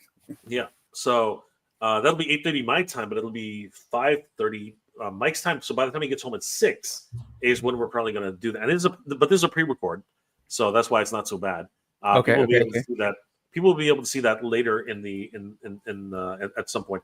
Then we're going to be on with Between Two Sentinels on Tuesday. Oh, sweet! So not their normal Wednesdays, but you'll be with Machu and Jay Shot on Tuesday. Okay, cool. I believe it's Tuesday. Just let me double check. I think it's Tuesday. It's the Sorry, no, it is the 29th. My apologies. When is the 29th? Does anybody know? Okay, that is this week.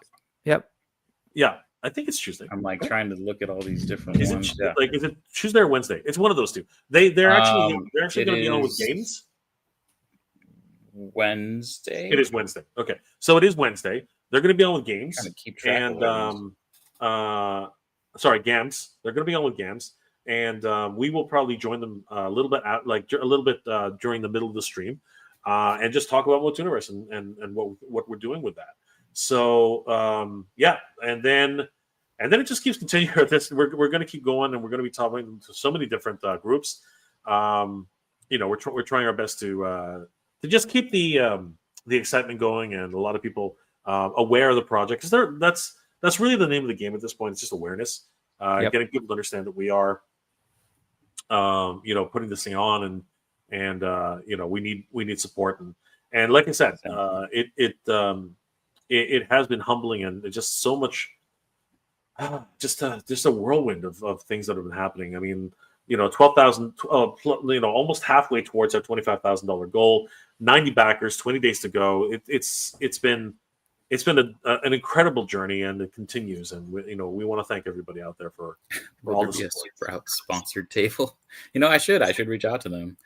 I was trying not to bring that one up. I don't know what your situation with legal is, but yeah, that's hilarious. Hey, is it tripping out on you? Luckily I looked at YouTube and it looks like it's normal. No, you're fine. No, you'll stutter a little bit, but you're fine. It's okay. It's coming through fine. You get the black wheel of death there where it spins and all the screens go black. It happens on my side quite a bit. I'm going to shoot the video of it and I'll send it to you guys after. But anyways, okay, cool. And there was a question. Are you there? Yeah, we can see. Okay. I can't see anything right now. But there was a question there about the Kickstarter and the website. And did I say that right? That they will be on the website and there'll be other ways to pre-order, I'm assuming, later. Yeah. Right? So our website's going to go through a whole revamp once the Kickstarter's done. Cool. You'll be able to order general admission, just regular tickets, as well as the VIP tickets. But those, again, like I said, will be $100, not $60. We'll also still have the T-shirt up for sale. We hope to have Tony Washington's print for sale on there. You'll be able to pick up at the con as well. There's a lot of different stuff. Yeah, we have planned for be able to purchase through the website. Very cool. Okay. All right, folks. Well, it sounds like there's a couple different places where you can hear more about MOTUNIVERSE. They, especially the live ones, will probably do a much better job than I did about keeping up with the chat. Definitely do. All right. Between two sentinels. Yeah. Guys, for anybody who's watching on Mega J Retro, please subscribe to Brick Something. He's doing amazing dives on Ephemia and everything that is going on with toys and nothing is needless. We need these. This is stuff. It's essential to our lives. We need an escape. We need to reconnect with toys and everything. And if you want a really cool MTV style intro, you got to come see the Brick Something. I mean, your intro is probably one of my favorites, Rick. Yours and Kenzo. Nice. Got that nostalgic intro going on. Yeah. So guys, please, if you're watching Mega J Retro, head over to Break Something, subscribe to the man. He's doing some great work, and we really love this guy. I appreciate that, Jay. All right, Jay, Mike, MOTUNIVERSE, definitely, thank you for coming by and thank you for doing this, because I'm excited to head down in May and hang out with you all and talk Motu and live Motu and breathe Motu. So, all right, folks, that's it. Go check out Mega J. You probably already are because he's simul streaming it. That's where all the action is for real. And then head over to Eternian Royalty. Sometimes some YouTube stuff, but also on IG, very active over there. And send your ideas through the website, folks. There's a lot for us to do. A lot of great potential with MOTUNIVERSE. So let's make it happen. Because what is it? The fans have the power. There it is. All right, folks. Have a great time. I'm not going to end with the music because I don't think I can do it. I think my computer's about to die. Goodbye, folks. Good journey, everybody. Between Tron, Sark, Scott, I don't know. Something's going on. I love you guys. Someone's doing something. Thank you, Brick. Love it. See ya. Good journey, everybody. Bye. Now he just left and it's still going. Oh man. And we're waving. Well, guys, let's talk about Tron again. I was gonna say, I think something happened because he can't get the live stream. I think we're kind of stuck here. So how about those Blue Jays? I mean, they're back to one to one tie right now. Oh, I was gonna say, what's the score? This 1-1 right now. It's where's Kenny? We can do a live broadcasting right. We have literally took over Brick's live stream. This is gonna be great. We're gonna talk about sports. Like, we're gonna Brick is gonna get so upset. Like this is gonna be a sports thing. Wow, Dave, good to see you, brother. Giraffe, this isn't awkward at all. We should have just kept waving the entire time. We can keep waving and keep waving and keep waving. Like, okay, is it ever gonna end? Is it ever gonna? Brick's trying to tell us something here. Oh, he's back. Here he comes.